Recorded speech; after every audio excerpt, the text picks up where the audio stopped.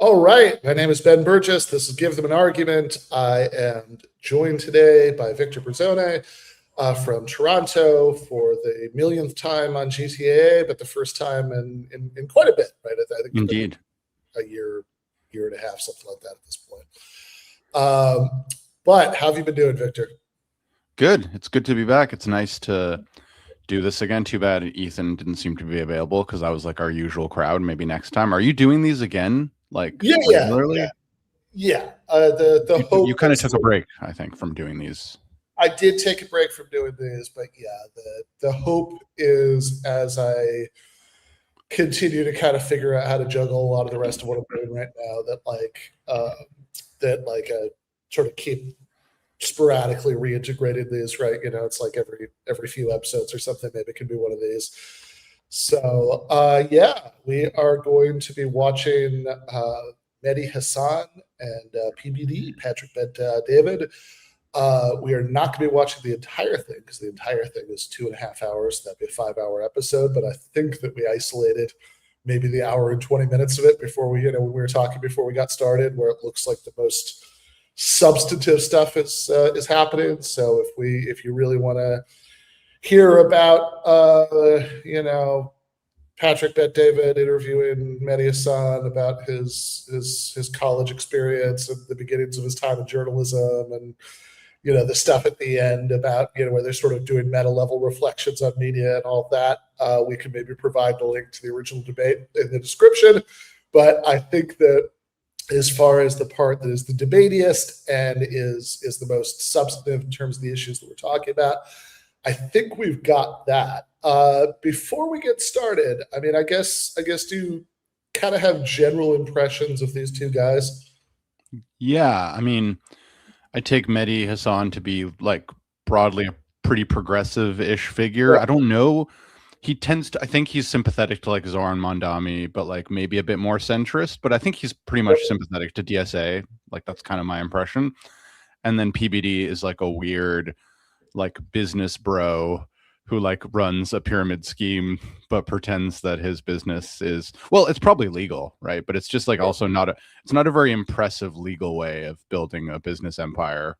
And I think he's been Trump pretty much mega like all the way, I think, but maybe there's like a few things where he's critical. I always feel like the mega sphere, like the mega media sphere online is like maybe like interesting because there's all these figures who are like mega boosters, but they always have this performative pretense to be like, but I'm critical about Trump on these things. And I feel like he has some of that. Like, I think there's certain issues, but I don't know like 100% what his position is in this case. I mean, I'm guessing he's sympathetic of, because he's Iranian himself, right? So I know that. So I think that I would guess that he's probably somewhat critical of the existing regime and is maybe sympathetic to the idea of regime change, but I don't actually know if he's also skeptical of endless wars. So it'll be interesting. I haven't really been keeping up with his like latest takes, but I have seen some of his debates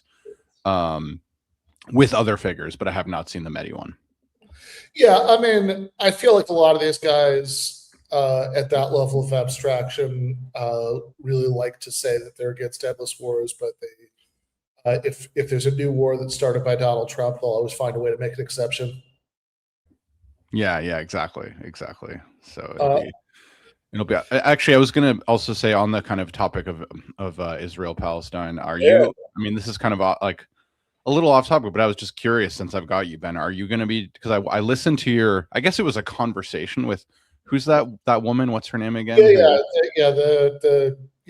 was like fairly chill and friendly as far as the actual vibes of the room go. But yeah, the debate with Jillian Michaels, and yes, we did do. I don't know if it's my internet or your internet, but there was. Oh no, test it. Yeah, I'm good. I mean, I can hear you now, I think. Okay.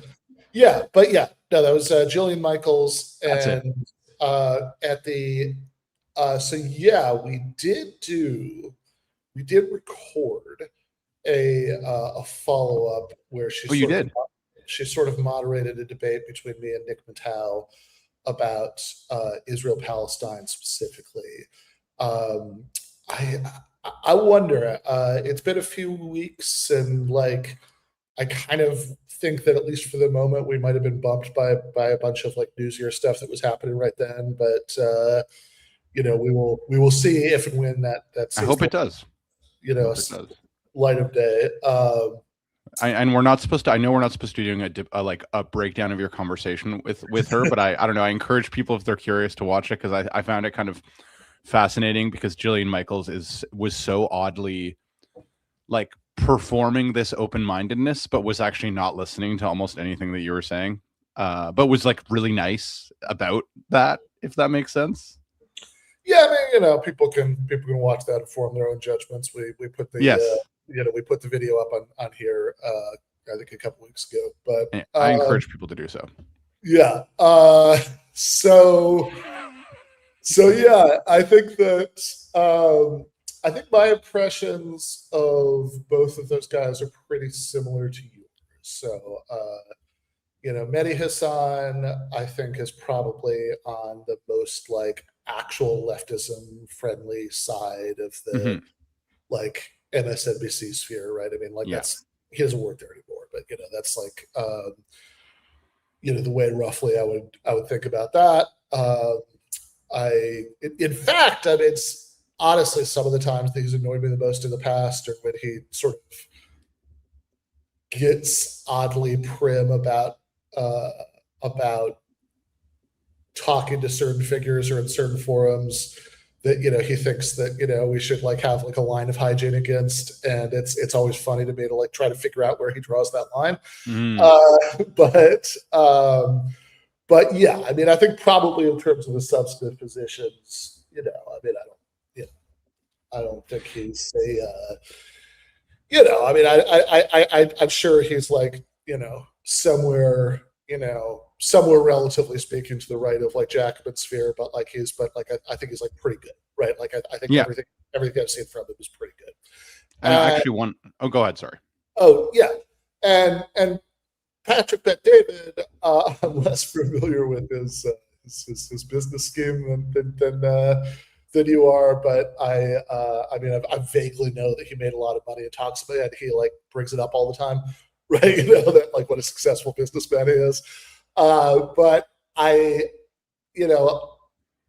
guess, I mean, I haven't seen that much of him, but every time I do, it's like, oh God, this is just one of the worst people in the sphere, right? Like they just like, I mean, not, I mean, in a certain sense, he's not, right? I mean, there's like, I think that, I think there are obvious objective ways you could say there are like lots of people who are much worse, but like, I guess, like I always think, for example, of the time in, oh God, it was like late 2023, maybe, definitely post October 7th when Anna Kasparian went on his show. And there was a point where they were arguing about human shields. And she said, well, hold on. Like, let's just accept for the sake of argument, right, that Hamas actually, is using people as human shields. I don't think that's true, but let's accept it for the sake of argument. Patrick, do you have kids? Says no. And she was like, okay, well, how about your mom? I've heard you talk about your mom. If your mom was being used as a literal human shield by like bank robbers or terrorists, right? Would you be okay with the cops shooting them through her? Right? Would you be like, well, okay, I'm not going to be mad at them for having done that?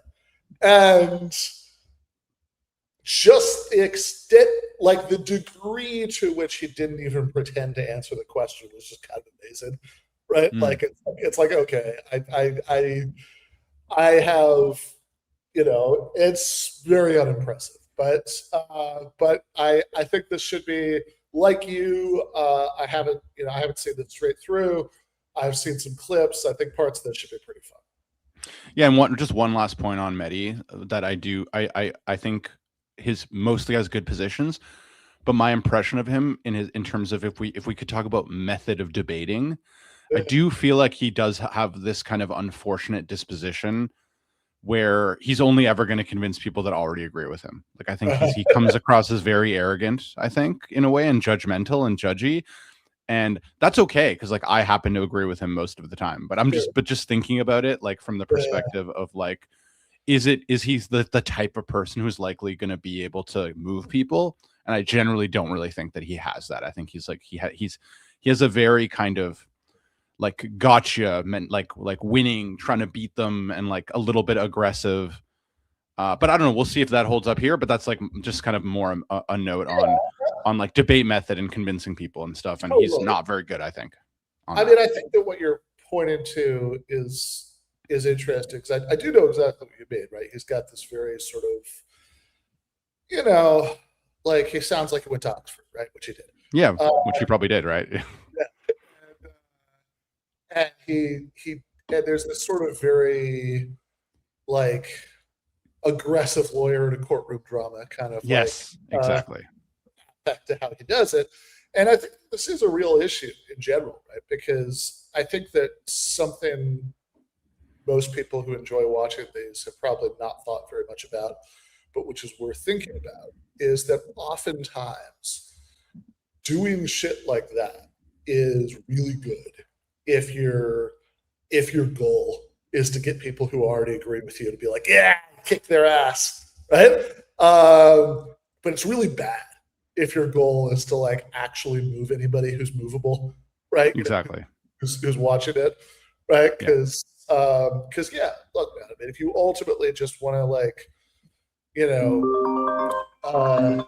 goal is ultimately to harvest some clips to bring back to your show, and have everybody be feel smug about it, then you sort of do these things one way.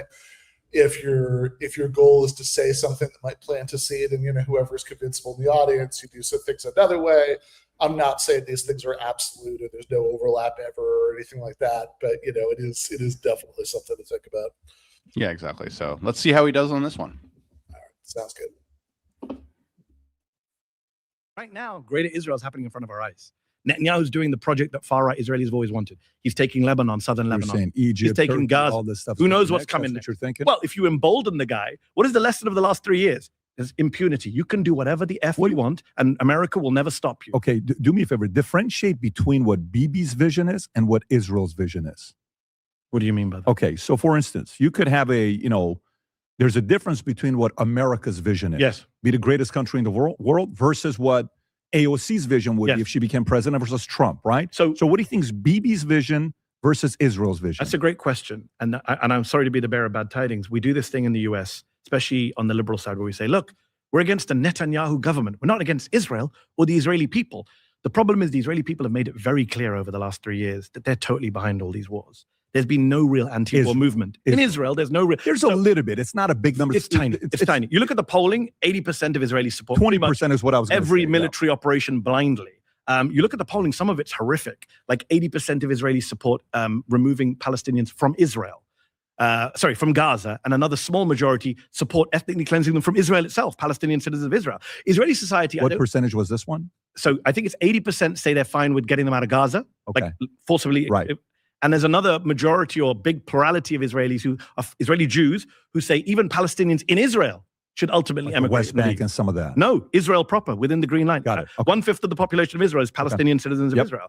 So the polling is horrific. There was a poll done last year by Penn State, I think it was, where almost half of Israelis said that when we capture a town in Gaza, we should treat it like the Bible and Jericho. We should kill all the inhabitants, all the men. Like this kind of crazy. So, okay, all these polls, you take them with a pinch of salt. I get it.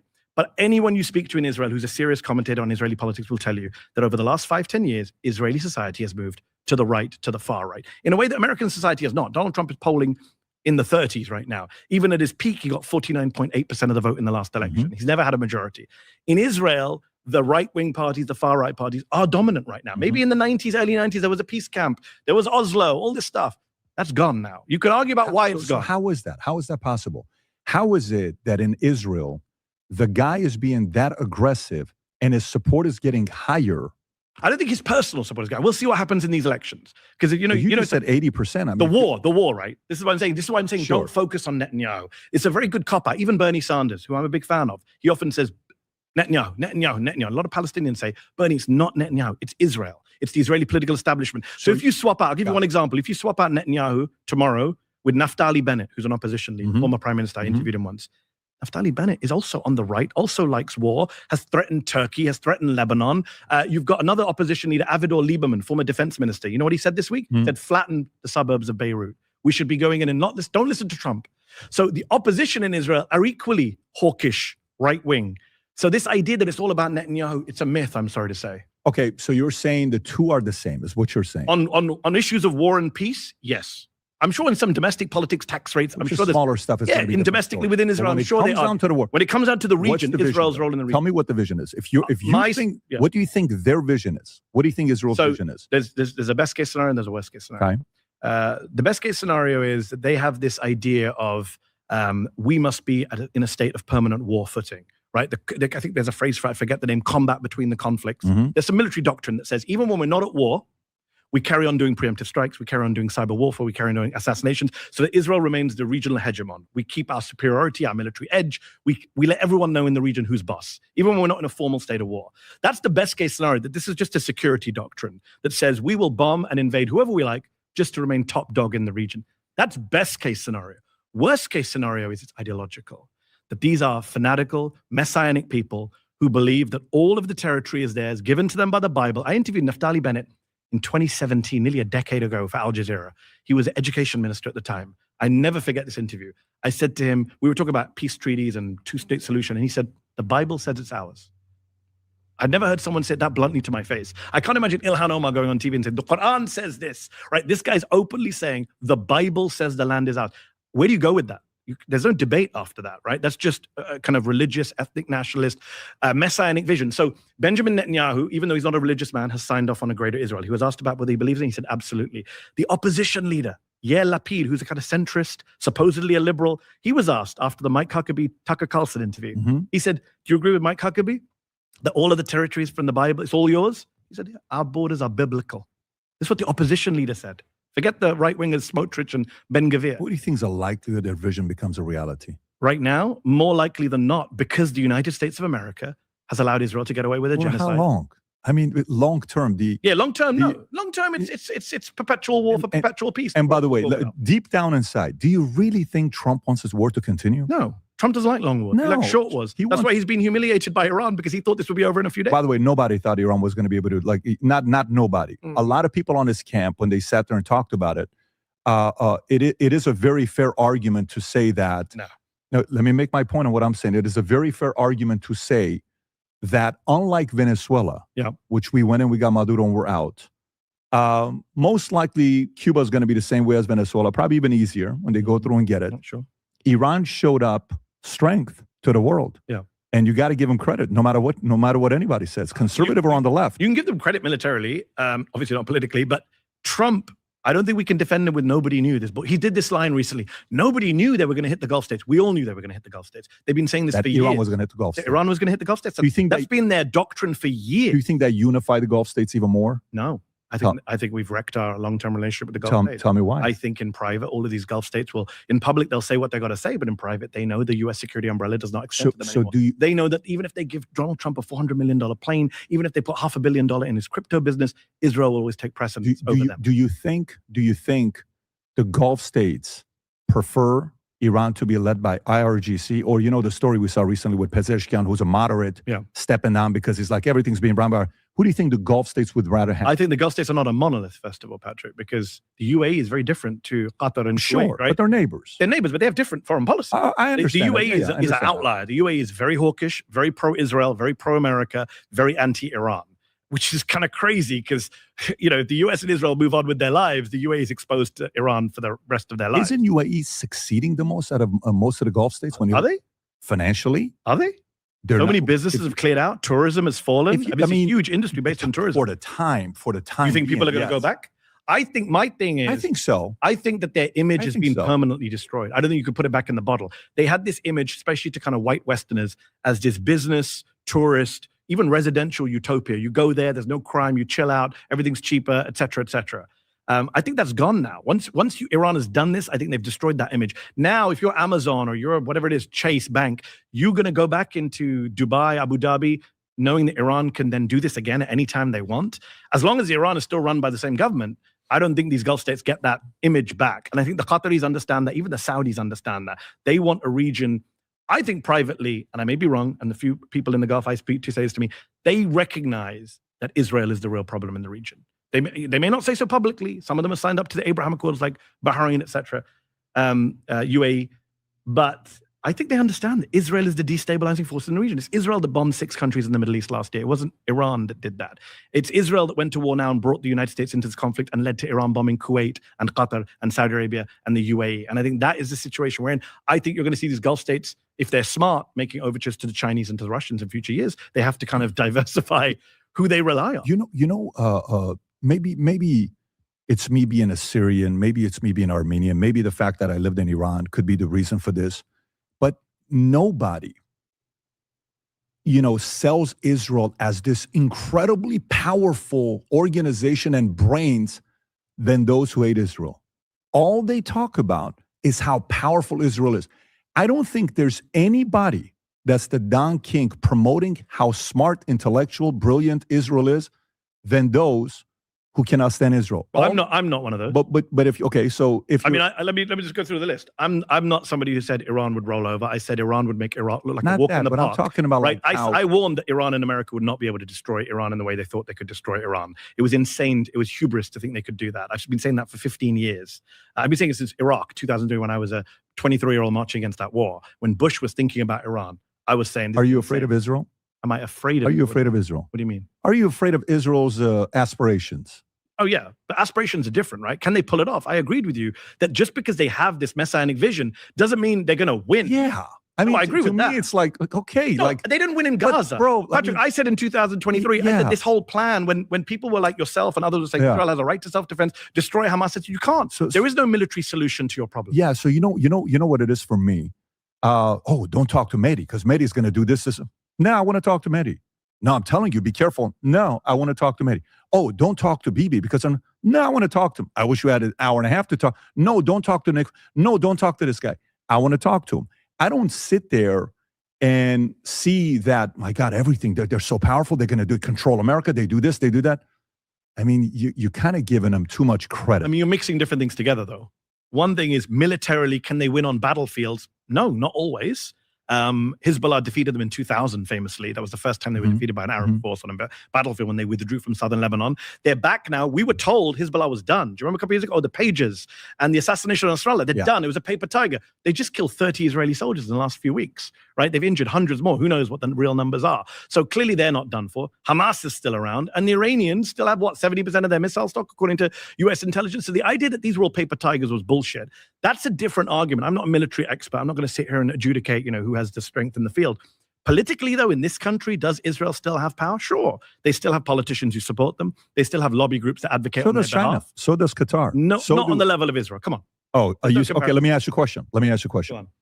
If you had $5 billion to win over influence in people in America politically and inject your way of thinking, would you put that money to buy over congressmen and senators, or would you put that money into winning over kids? Where would you put your money? Both. No. Either or. Okay, then diversify. Seriously, use it as a mutual fund. You got $5 billion. How much you put in one? How much you put in the other one? Honestly.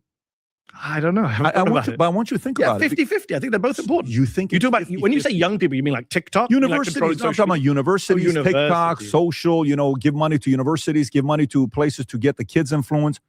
Where would you put the money in? But let me take your example, take it a step further. Okay, let's say I put it all in students.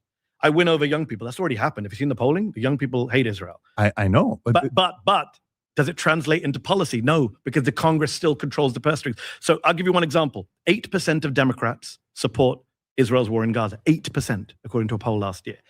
In Congress, it's the other way around. It's like 80% of Democrats support Israel, only 8 or 10% are voting against weapons or genocide. I'm ballpark figures here. So what's the disconnect? The disconnect is we have a Congress that doesn't represent the public on either side of the divide. I don't think the Republican Party fully represents its base, but more so, Democratic Party certainly doesn't represent its base on Israel, the leadership. Look at these primaries. We're sitting on a day where there's going to be a bunch of primaries. So my big point here is, Yes, it's great that young people have been won over. It's great that everyone under the age of 50 in the United States of America, whether Republican or Democrat, does not want more weapons going to Israel. That's the latest polling. Under the age of 50, everyone. That makes sense to me. Right? But Congress does.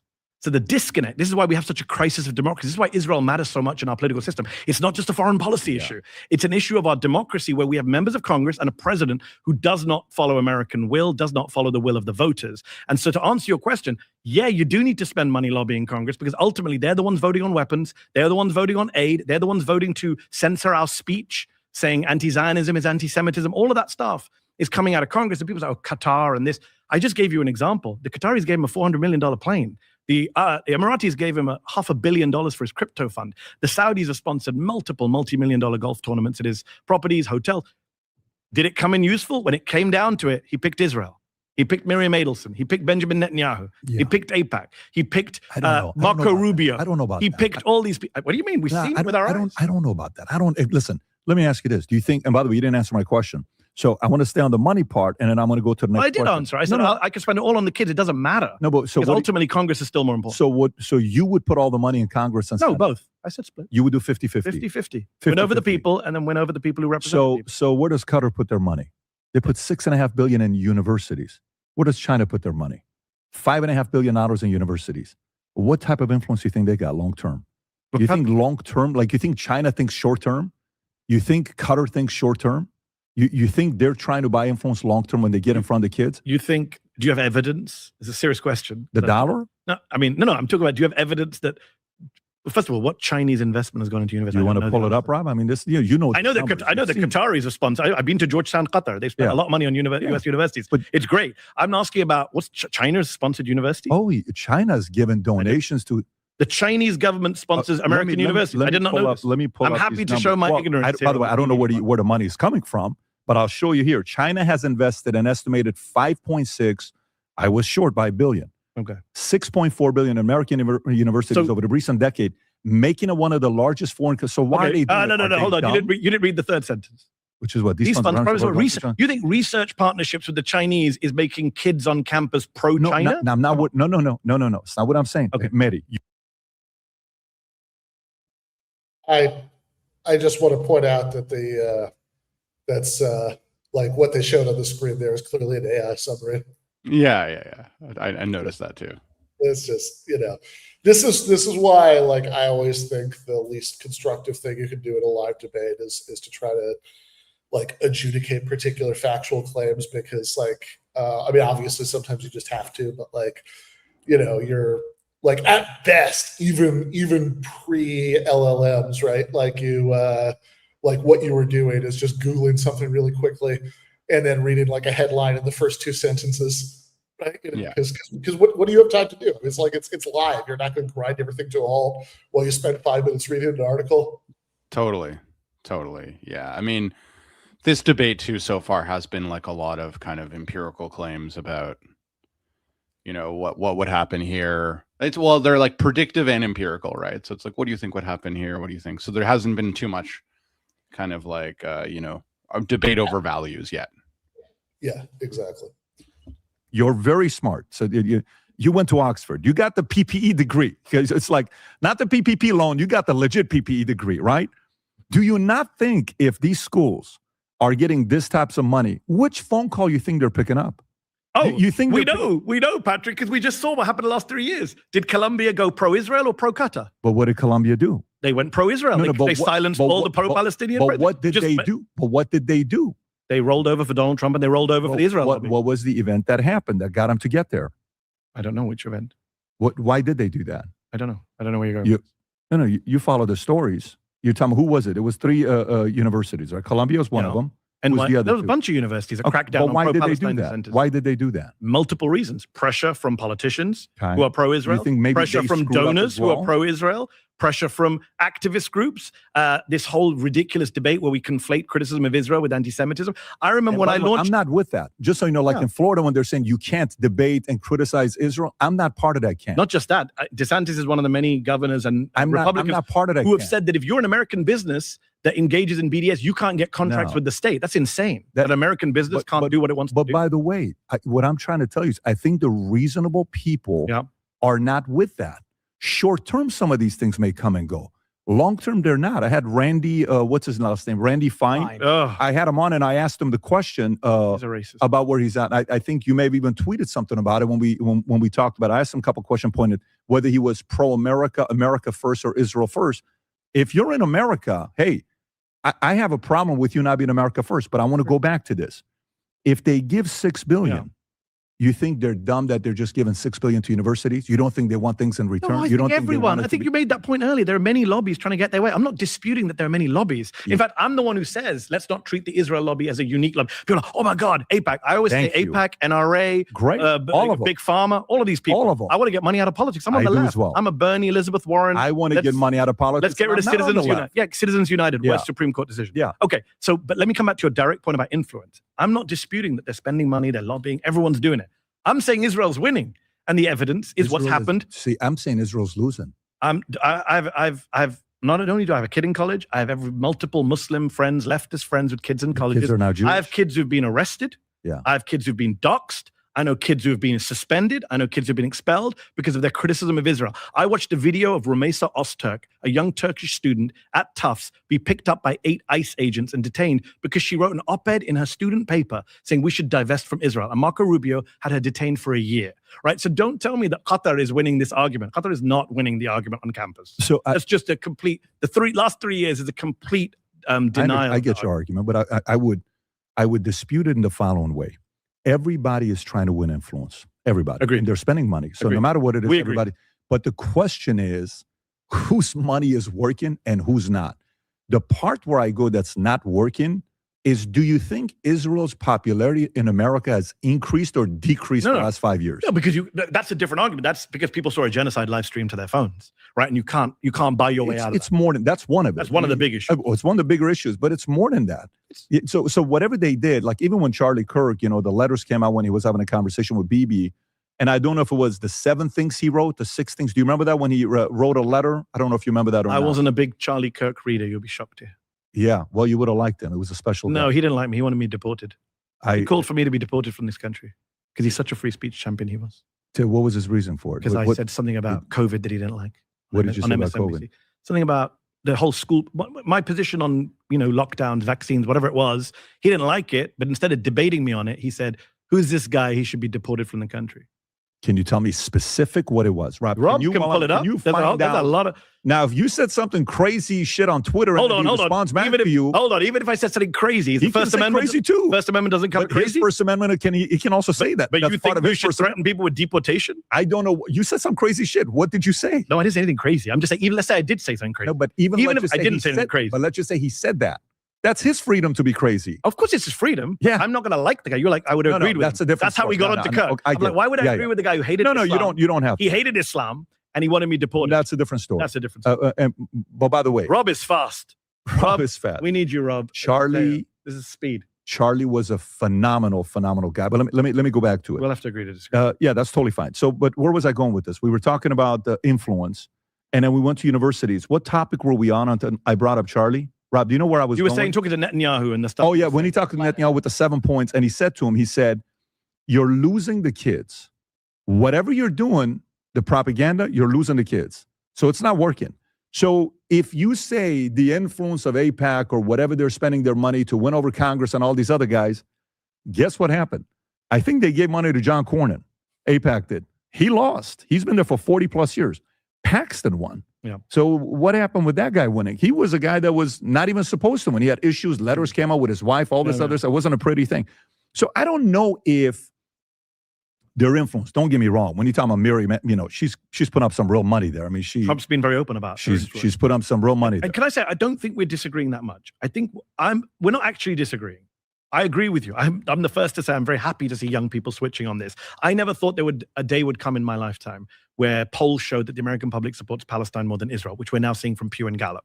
That's an amazing change in public opinion for people like me. But what I'm trying to say to you is all of that is valueless, worthless. Why the AIPAC calculation might make sense to AIPAC is, well, who cares what public opinion say? It is short term, but if we can control, but they don't think long term. No. Maybe the Chinese do. The Israelis think short term. No, the Israelis I'm not talking Israeli. Okay. I'm talking about those who wanted to make sure, like whatever their belief is, whatever your belief is, folks that are not pro-Israel, right? Yes. And hey, yeah, they've not won hearts and minds. We agree on that. Oh, no. I think I go to schools and I talk to kids. First thing I ask is, who do you watch? Used to be Charlie Kirk. Who is it now? Really? What's your position with Israel? Oh, boom. I mean, it's like zero to anger towards Israel. So guess what that means? Whatever the propaganda was, correct or not, it worked for those that are anti-Israel. But guess what's They've scary? made a lot of progress. But guess what's scary? What's when that? The pro-Israel side hear you say that, when they see the numbers of people watching Candace Owens or Tucker Carlson or Nick Fuentes, God help us, when they hear that, they don't go, shit, we need to work harder to win hearts and minds. What they say is, we need to crack down on democracy and free speech, because that's the only way we stay in power. That is why Peter Beinart, my good friend who used to be a hardcore Zionist, now a liberal. That works anymore. Peter makes the point that you're going to see a lot of Zionist groups in this country allying with the right. Traditionally, American Jewish groups have been ADL, pro-Democrat, liberal. Yeah. But now they're allying with Trump and MAGA because they see a way of suppressing speech and joining with authoritarian forces because they can't win the argument fair and square. I think that's a mistake. It is a mistake. But that's what they're doing. Jonathan, I understand that. But what I'm saying to you is it's very important to win over the kids. Very important to win over kids. And Agreed. When I see China, Qatar putting that kind of money in schools, their long-term thinking is let's win these kids over and then let's see what happens. So I don't think Israel is winning when it comes down to winning over. Did you see the Jerusalem Post conference in New York this week? No. They hosted a conference that ties in with the Israel Day crazy parade. They had Ronald Lauder, the Estee Lauder guy, the billionaire, giving a speech. His son-in-law is the Federal Reserve guy, Kevin Warshie. I don't remember his name. Is he Jewish? He's Jewish? Ronald Lauder is a very leading figure in the American Jewish community, big supporter of Israel. He gave a speech at Jerusalem Post conference, and in that speech, there you go. He said that Mossad and Shin Bet, the Israeli intelligence, domestic and foreign intelligence, should be working hard to get American kids to support Israel, influence operations. Openly called for it in a speech. There's a clip doing that. It's insane, right? So when you're talking about this, is what I'm saying to you. It's not that they don't know what's happening, but their solutions are so batshit crazy. Go back to that story. And so authoritarian. Israel is losing the information war. So they get it. They agree with you and me. Yeah. But their solutions are scary as shit. They're authoritarian. It's not going to work today, though. I hope it doesn't work. You know why it's not going to work? You know why it's not going to work today? Why is it not going to work? Are you with MSNBC today? No. Okay, where are you at? I'm independent. What can you talk about? Anything I want. Anything you want. Yeah. As long as you don't say something crazy that you get a strike on YouTube, you're good to go. Yeah, but that's the thing, right? Look at TikTok. When Mitt Romney had Antony Blinken on stage, do you remember that famous conversation a couple of years back? And he said, everyone's like, oh, they're going after TikTok because of China, because of China, because of China. And Mitt Romney just sits with Blinken and says, every time I go on TikTok, you see 6 times, 7 times as many pro-Palestinian posts as pro-Israel posts. We got to do something about that. Blinken's nodding. I'm like, Mitt, you're not supposed to say that out loud. You're supposed to say that in a smoke-filled room. He said it on stage, right? He made it clear that the TikTok, taken over TikTok by the Ellisons and co. was always about Israel more than it was about China. And that does worry me because you could say, oh, well, I wonder today if, God forbid, the genocide restarted today at the level it did in October 2023 after the horrific massacre on October 7th, what would we see on our social media screens today? I think you'd see much less than you saw in October, November, December of 2023. So if you, okay, fair on what could happen there. But to me, I think the independent content creators, Israel wasn't used to these guys 20 years ago. And this is a very different game. Yeah. Very different game. So they were not accustomed to these guys coming on and not needing anybody and just sit in front of the computer, play video games and talk. And nowadays you have streamers. Streamers are influencing kids. Gamers are influencing kids. How long this is going to last, I don't know. But look what the UK government just did. My country. Cenk and Hasan. Cenk and Hasan. Yeah. So again, that's the short-term crackdown. We can't win what the was argument. The reasoning, by the way, what did they say? Anti-Israel. But what was a specific They didn't thing? give a specific as far as I'm aware. Well, I mean, UK, you know your country. I didn't how many see, times? I haven't seen the details because Rob, do you I know that they didn't say, look, banned for criticizing Israel, they say. I don't know what the UK government has said. But they're saying this. You don't know if that's the position. I don't know. I don't know the exact, but my point being, this is exactly what we just talked about, which is, again, we can't debate with Hassan Piker, the streamer, so we just prevent him from coming to speak. You can do it here, though. This is specifically in UK. But my point is, but they do it in reverse, right? So with the UK, you pressure the UK government. I don't know about Cenk, but you want to pull up some of the stuff Hassan has said? You want to give him feedback on what he said? Like, I give him feedback. I know Hassan very well. Have you heard about some of this stuff? He knows that he said some capitalist blood on the, he said some outrageous stuff. He said, he knows is he the guy that's a lot of stuff is quoted happen again or something? No, what he said. Okay, come hold on. What Can he you said. just pull up the crazy shit? No. Hold on. I'm not going to. I know you're going to defend him, but I want to know what's. I'm not going to defend him. Actually, go ahead. Well, I'm going to defend him from falsehoods. I've spoken to Hasan very bluntly and said, "You've given your opponent." Yes. What is the context of that? Tell me. The context, he was talking about American foreign policy and, the quote unquote famous line about, chickens coming home to roost. It was a very provocative statement. He's apologized for that, by the way, just to be clear. Sure. But even Robert Kagan, Robert Kagan is the big neocon. Yeah. He came out recently and said, you know what? 9/11 was a result of our bad foreign policy. He just said it in a more diplomatic, Atlantic magazine friendly way. So you're supporting him saying that, Hasan Piker? No, he shouldn't have said it like that, because America deserved 9/11, makes it sound that those people died was worth it. No. Right. But did America bring 9/11 on itself? 100%. Our U.S. foreign policy created Osama bin Laden, created Al-Qaeda, created all of these wars in the Middle East, created that jihad in Afghanistan. 110%. That was a blowback from U.S. foreign policy. Every serious scholar who's looked at that admits that now.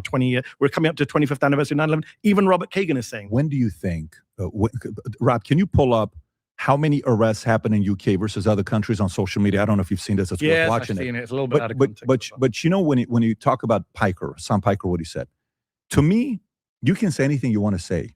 The only thing I have a problem with is when it comes down to a threat to someone's life. Yes. Give your opinion. Hey, I disagree with this guy's this guy's a that. But when it gets down to that, and then he's never threatened anyone's life.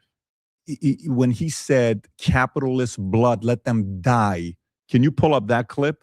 I don't know that clip. I need to see the full Hasan context. sat right here, I'm 47, you're 46, I think we're a year apart. You're 79, right? 7K. So we're the same age. So when you sit down with a young guy like that, and we've made some major mistakes I just in our told career. you. I talk to Hasan all the time. Don't give your opponent sticks with. Here's the one. Watch this. The guy is a non-violent guy. He doesn't support war or killing. He just says provocative things. Do you have it, Rob, with audio or no? My understanding is that the property owners who have properties there choose just not to rent it at all. Yeah, kill them. Kill those motherfuckers and murder those motherfuckers in the street. Let the streets soak in their fucking red capitalist bloods, dude. Yeah, that's a dumb. Good-looking guy. That's a dumb thing to say. Talented guy. Good speaker. Why would you say something like I'm gonna text this? Hasan after this and say you screwed me over on the Patrick Bet David, because I'm not going to defend that. I don't know what the context for that is. But look, even you said, let's park Hasan Piker. Cenk Uygur said a lot of things are very provocative too. Sure. Not like that, but about Israel. Yeah. The point is, to come back to my wider point, which is there's still a way for them to shut down the conversations, to censor speech critical of Israel, Cenk to is stop pretty loud. influence. Cenk is everywhere today. But now he can't speak in the UK, is my point. Well, that's the argument for UK's dumb policy. But it's not just the UK. You don't think the US? Not at bro. Pull up No numbers way. Come Stop. on, let's compare. The US is much worse. Dude, well, look at this here. The number of arrests for hateful messages. Social. Marco Rubio locked up students in this country for their speech, for speaking. For a young woman in a hijab from Turkey wrote an article in a student paper. She said we should divest from Israel. I don't know the whole story. So pull it up, whatever you want. I don't know the whole story. A judge threw it out. He said it was a chilling free speech in this country. He had her released from prison. Multiple cases. I'm going to give you one. Was she a U.S. citizen? No, she was a Turkish student. She was a Turkish student here. Legal student. Studying at Tufts. Student here and criticized American policy. No, she said, she didn't even criticize the American government. She said, my university, Tufts, hey, Tufts, we should divest from Israel. Marco Rubio locked her up. This is one right here? This is one right here. F1. The judge threw the case out. He said it was a complete assault on free speech. In fact, a Reagan judge, Patrick, you don't have to trust lefties. Let me quote you a Reagan judge, a guy called William Young, appointed by Ronald Reagan. When he looked at the cases of all these students, he said Donald Trump has launched a, quote, this is his words, full-throated assault on the First Amendment, right? Marco Rubio is deporting people like Mahmoud Khalil, who you may not be a fan of, not because they did any terrorist activity or called for the killing of anyone, but because under some random 1952 immigration law, the Secretary of State has the power to deport anyone he says is undermining U.S. foreign policy through their speech. Can he? Well, it's never been tested at the Supreme Court. There's one judge who adjudicated on this law. You know what her name was? Guess what her name was? Judge Marion Barry Trump. Trump's sister is the only judge to ever look at the 1952 law on its merits, and she said it was unconstitutional. But it then got rejected by another court on procedural grounds. Yeah, it's never been tested. You and I, if I just describe it to you, I think it's insane, right? The Secretary of State should not have dictatorial powers. I don't know the laws behind it. So let's assume I'm right. Sure. Assume I'm right. Yeah. You would disagree with the idea that the Secretary of State, Antony Blinken, Marco Rubio, whoever it is, has the power unilaterally to throw out people who have broken no laws because he didn't like what they said. Surely you as a free speech guy would be opposed to that. And by the way, the way you're making it seem like is you're quick to forget what happened under Biden. You're quick. I just said Blinken too. Speech was. I just said Blinken's name. How can you say I'm quick to forget Biden? Do you know how many? No, hold on. How can you say I'm quick to forget Biden? I just said I know. Blinken. I'm just reminding Rubio. you how many people on YouTube got strikes, videos taken down. What things we couldn't talk about. We couldn't criticize anything about vaccine, That's COVID. not true. You know how many strikes I got? You're exaggerating. You couldn't criticize anything about vaccines. I was there in the pandemic. People were criticizing vaccines. You were and criticizing videos vaccines. were disappearing like this. I can do easy research for you, send a report to you. Okay. Videos were disappearing like that. People that were talking, creating content, massive YouTubers were disappearing. So hold on. You've just made my point for me a minute ago. You said America's much better than the UK. Now you're saying America's dictatorial too. So we're agreeing. No, I'm not. All right. I have some thoughts about this, Chuck, but do you want to go first? Yeah, I mean, it was getting a bit more interesting. I think one thing I just like noticed there for a second is PBD was like, and I've noticed other people in his space, when like someone on the left kind of points out a dictatorial power or a dictatorial seeming power, like he kind of says, well, was it legal? Like he starts to get into like they always want to bring in the legalistic argument.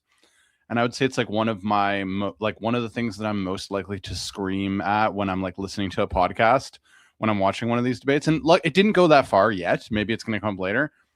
It's just, I want the person who I agree with to like forcibly make the distinction between like morality and law, because they'll be like, well, it's legal. I don't think he did anything illegal there. And it's like, yeah, but the point is like, even if that's true, like, is that bad or good? Right? And that seems bad. So that's like one thing that stands out to me that like is I always want debaters. Yeah, I want them to complain about is certainly legal. Exactly. And I just don't want them. I don't want them to retreat into like legalistic. I don't want them to be allowed to retreat into legalistic arguments. But that was like my initial thought, I guess. Yeah. So go ahead, and I might have something else too. Yeah, I mean, I guess on the substance of this, I actually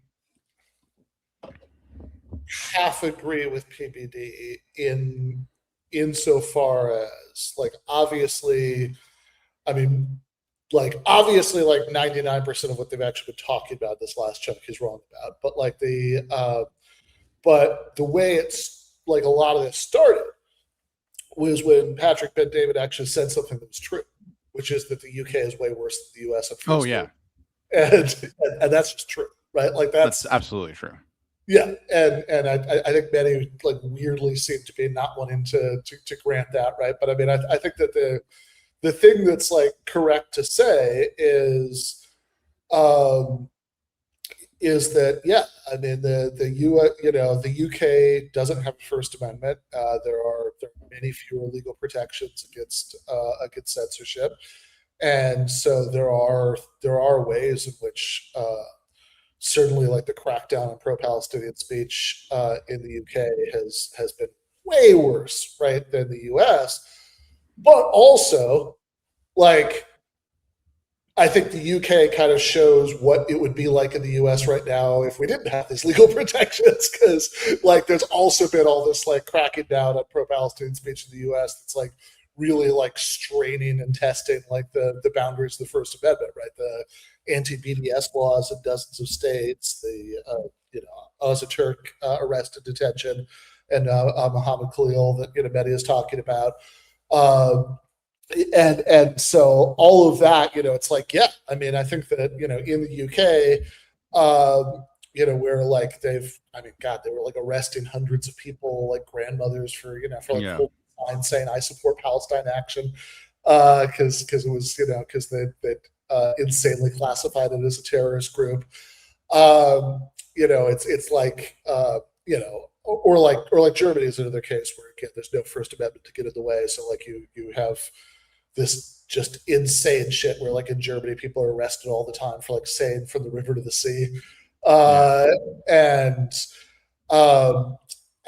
yeah, I mean that can't happen in the US because we have legal structures to prevent it. But like, yeah, I think what happens in those countries is a very good sign of what Trump and Rubio would be doing in this country if they could get away with it. And they've been getting as close as they possibly can to get away with it. It's like, okay, we're not legally allowed to arrest citizens for their speech, but we'll arrest green card holders for what they say in a campus newspaper op-ed.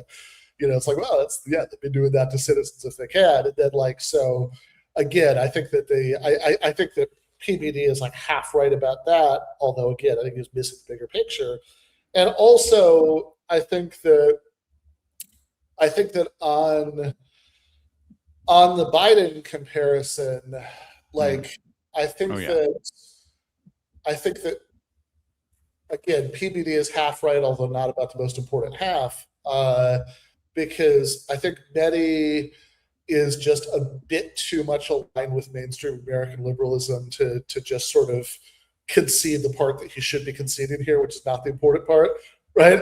And you know, to be like, yeah, no, there was a lot of, there was a lot of corporate censorship with government, encouragement, and that was pretty bad, right? Like, it's like if he could just say that, then like that totally defangs it in 10 seconds, and they can get on with arguing the part that actually matters, which is like, yeah, the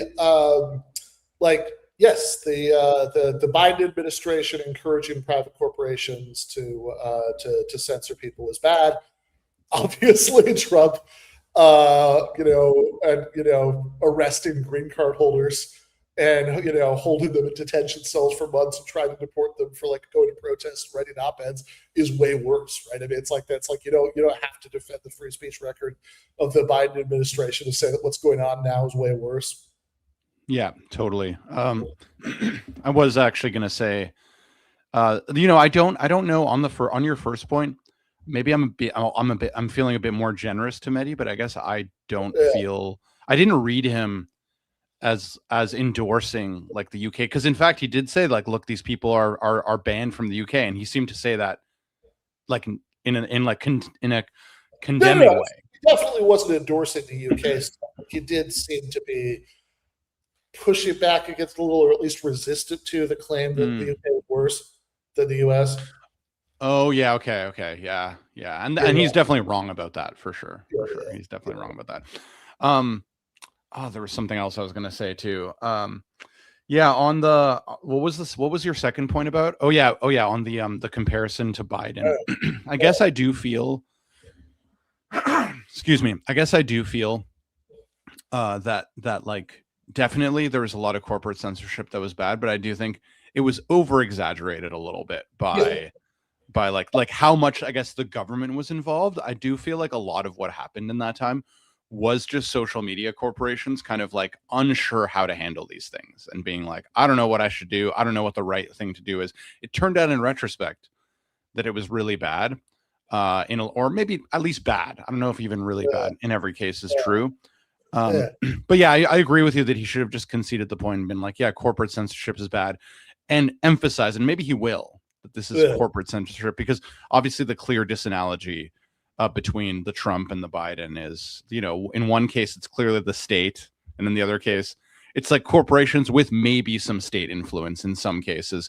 Although there was that Supreme Court case, the Murthy case, I think, which was like a bunch of US states trying to sue Biden because of like COVID censorship. And the Supreme Court's findings were like, well, it's like the causal connection between state actors and decisions that Twitter and Facebook made is actually like pretty tenuous at best. And like when you look at the record, you see a lot of internal debate at Facebook being like, what should we do? Like, this is okay. Like Biden asked us to, like the administration asked us to maybe like try to control some things, but then some of the decisions they made, there's even some cases where they had already made a decision before, and then the Biden administration, after that decision was made, sent them an email to like do the thing. So like the causal and the temporal ordering of like, was the government influence was just like not very clear at all. And actually it's funny, little aside, this was something I was arguing with on Twitter way back with Douglas Lane, and he ended up blocking me afterwards because I was citing the decision. Anyway, so but also like I think corporate censorship is bad too. It's just that it's just the question of like how involved is the state, I think is very arguable. Yeah, no, for sure. I mean, I think that like corporate censorship is bad is the main point here. And I think that like sometimes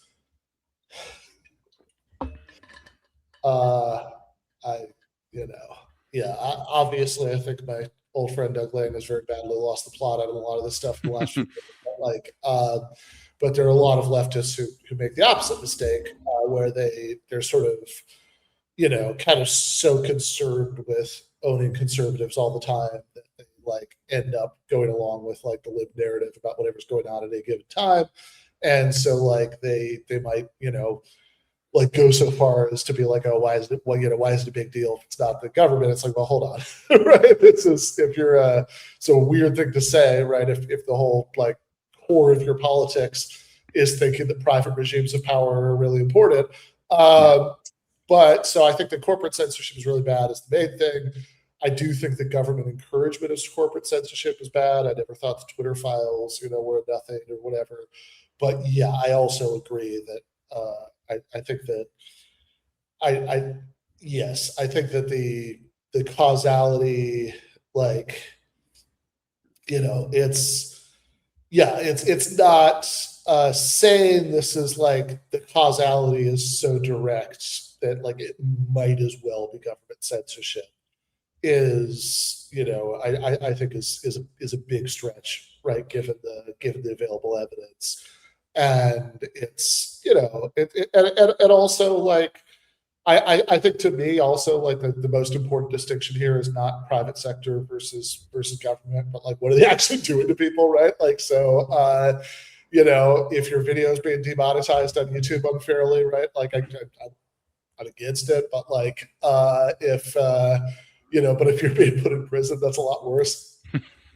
Yeah, or deported. I mean, those are horrible things. Deported, right? Maybe even not even deported to where you're from, deported to a war zone in the Congo because the Trump and Rubio were feeling particularly vindictive that week. Totally. Not saying America's better than UK. When it comes down to arrest, we don't arrest.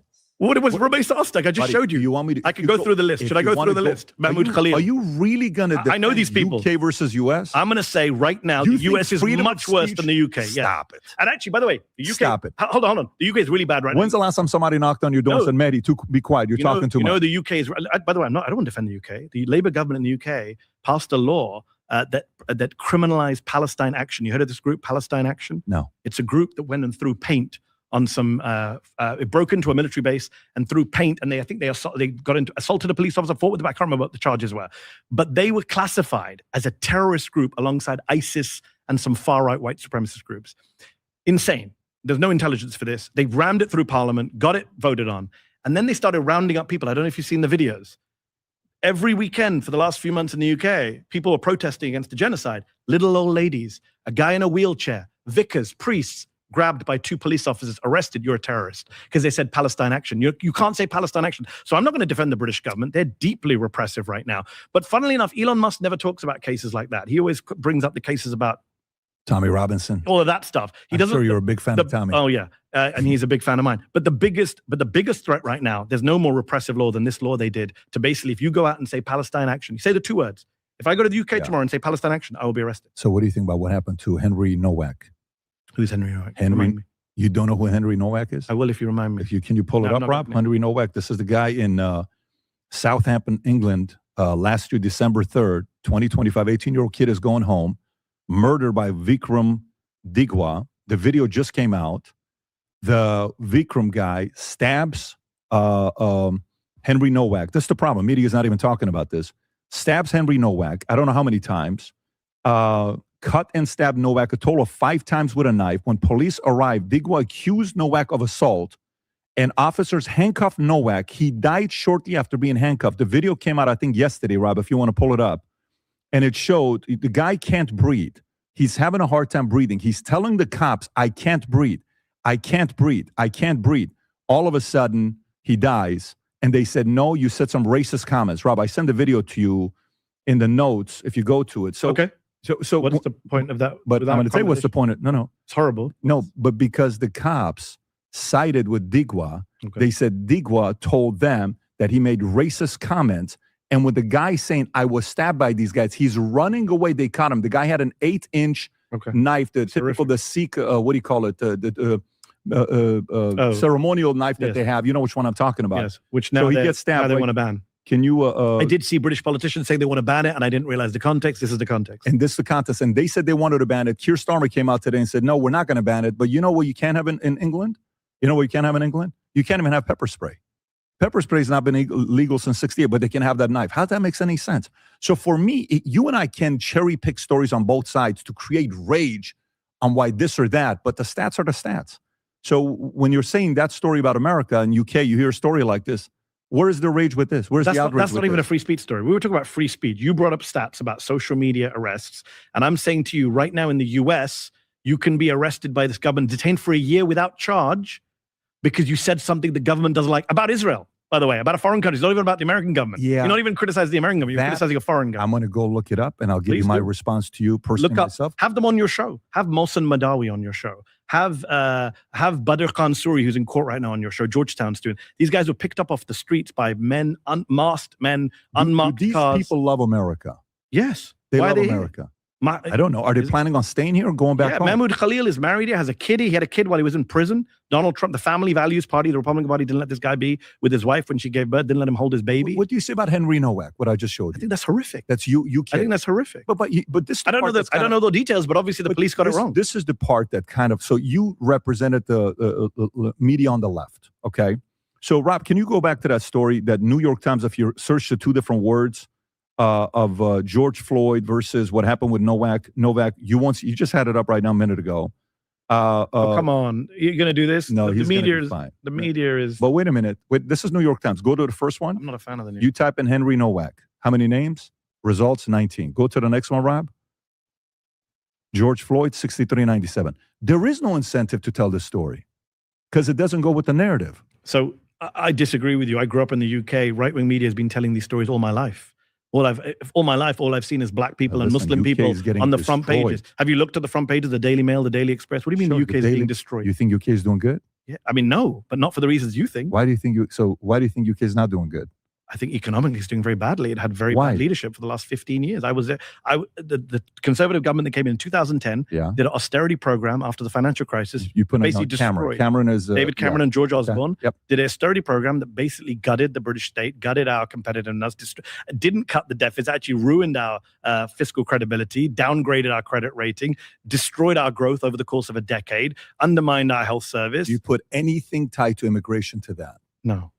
None. Immigration's been a boost for the British economy. In fact, cutting immigration is bad. Look at Brexit. Brexit's been a disaster for the British economy. Do you know how many people in Britain want to rejoin the EU? A majority. Pull that up. The majority of Britons want to go back into the EU. Why do you think that is? Why do you think that is, Pat? Why do you think Britons want to go back into the EU? You just said Britain's being destroyed. No, but have you looked at the crime numbers? What's going on in UK? Crime is very low. Have you looked at crime is very low, Patrick? So let me ask you. Do you know what the crime rate in London is? Did you see the tweet that came out? I know you're not a fan of Sadiq Khan. You're not a fan of my good friend Sadiq Khan, are you? What EU did, you saw the tweet that came out, what EU was saying they're doing, that they want to find a way to get rid of illegal immigrants? Okay, you're jumping around, Patrick. Britain is not in the EU. We're talking about Britain. You just said Britain's being destroyed, which is nonsense. And then you said crime rate. Have you looked at the London crime rates? Last year, London had its lowest per capita murder rate since records began, had the lowest volume of homicides for 30 years under Sadiq Khan, third-term mayor, who people in America, Elon Musk, Donald Trump, get very worked up about. I don't know if you guys get worked up about him. Been a very successful mayor, and crime has come down by record numbers. Violent crime and murder. When you're looking at EU, do you know which country in EU has the lowest rape rate? We're talking about the UK, Patrick. Stay with UK. The UK is not in the EU anymore, sadly. EU, to me, I'll put them somewhat together in the same area. They left 10 years ago. By the way, so you're saying immigration coming from all these countries has been a successful project for the EU? What's your definition of success? Many different ways. Economically, EU desperately needs migrants. Have you seen the age rate? Pull up the demographic. Okay, so it's a dying continent with a very low birth rate, as Elon Musk likes to point out. So when you think they got no one there to work, to pay taxes, to look after the elderly, to run their health services, etc. So maybe the one argument I'll go to see what you'll say about this. Do you think the West, when it comes on to West, Muslims can coexist with the West? I'm curious. We went from Britain's being destroyed to London crime to EU to Muslim. I'm curious. Okay, we got to Muslim. Tell me where you are with this. Do you think they can I'm Muslim. coexist? What do you think? Do you think they can coexist? Do you think I can coexist with I think you can coexist. Why me? Educated, you're a worker, you're now a capitalist, you're contributing, you're creating jobs. I would say you're net positive. Do you not think most Muslims do that? I don't think depending on where they're coming from, they don't, because if their countries did a good job, why would they leave it? War that we caused? War that who caused? That we caused. So they're leaving because of us. Well, you know the big controversy in the UK over the boats, the small boats coming across the channel. Do you know what the top 3 nationalities are in those boats? Tell me. Iran number 1. Okay. Afghanistan number 2. Iraq number 3. Now, Iran is a current war. Let's park Iran. But are you telling me we're not responsible for the mess in Afghanistan and Iraq? Come on. When you look at this, let me show you this. Rob, can you pull this up? When it comes down to, let me see which one I got here. I love Rob bringing up these. No, I love he brings this up. I know you like numbers. No, I love it. I love being proved right as well. It's per capita. For my ego. No. Per capita. When you look at the countries, Rob, I think you got it.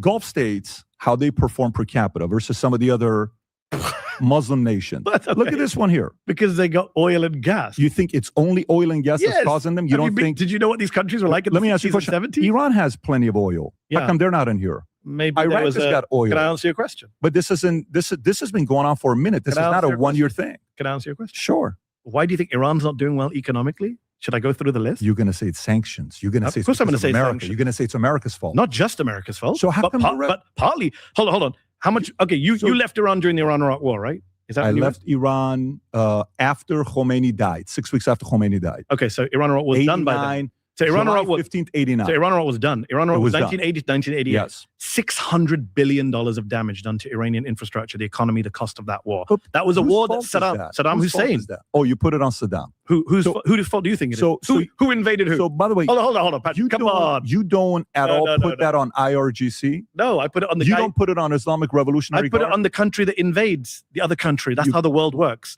I blame Russia for the Ukraine war. Why do they have a hard time getting along with other people?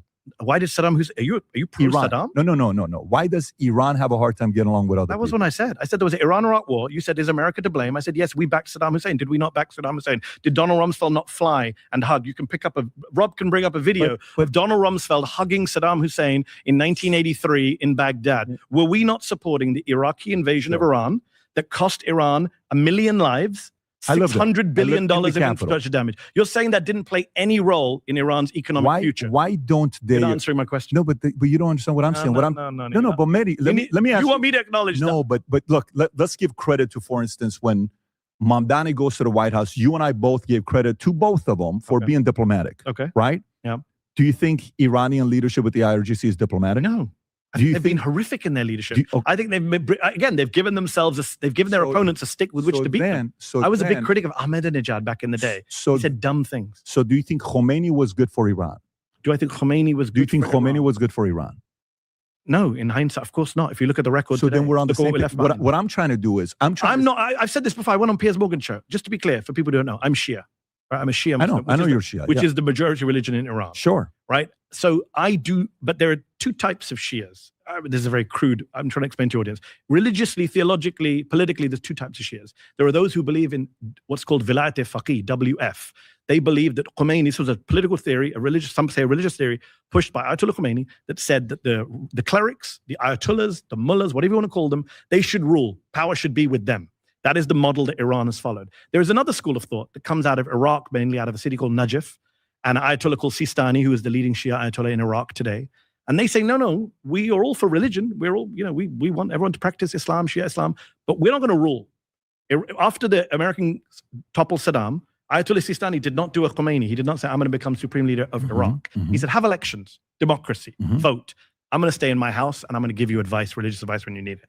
I follow the Ayatollah Sistani view of the world, crudely put. Sure. I don't follow the Ayatollah Khomeini view of the world. So when you say to me, was he good for Iran? As a governmental system, no, I don't support the governing system of Iran the way it is. But you're changing the subject. You're avoiding you are. I'm not. There was an 8-year war. We were talking about Iran's economy. There. Trust me, I lived there. I witnessed it. I understand. You should entertain the idea of living in a Muslim majority country, see what it's like. I understand. I lived there. You're jumping around. I'm not.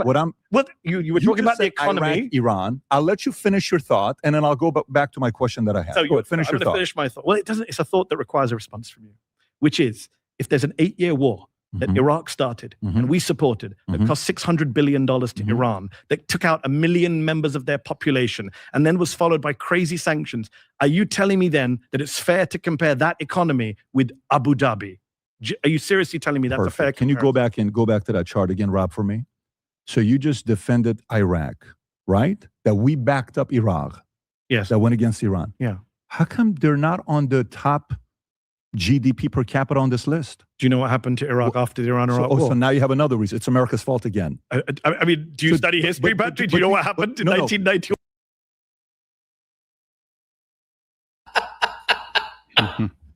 Awesome. I love this. The U.S. backed famously Saddam Hussein. Donald Rumsfeld shook his hand. We gave him weapons. U.S. backed Saddam Hussein when he invaded Iran. 8-year war, cost 1 million Iranian lives, et cetera, and then as soon as that was over, there were crazy sanctions. Until present, right? That has something to do with Iran's economic performance. PBD. Well, you just said the U.S. was back in Iraq from 1980 to 1988. So why isn't Iraq doing better economically? It's like, oh, you have some other excuse? Like you're just gonna bring up some other trivia about Iraq? Is there anything that happened in the last 30 years in Iraq that the U.S. could somehow be blamed for? Yeah, very funny. Very funny. I don't have much to add, but that's amazing. It's from 1991 to 2003 to whatever year it was that the last U.S. troops left, or whatever. I mean, trips to Iraq. The fact that there's so much extra trivia about the different crazy things that America has done to other countries is indicative of, I feel like, the point that Medhi's making here. And it's just, it's pretty great. Yeah, I mean, I feel silly even reciting it. I'm going to give people credit for this. We kind of know what happened in Iraq between the first and second Gulf Wars and both of those wars. But it's just, of all the countries in the world to be like, what, you're going to blame us for that, for their economy?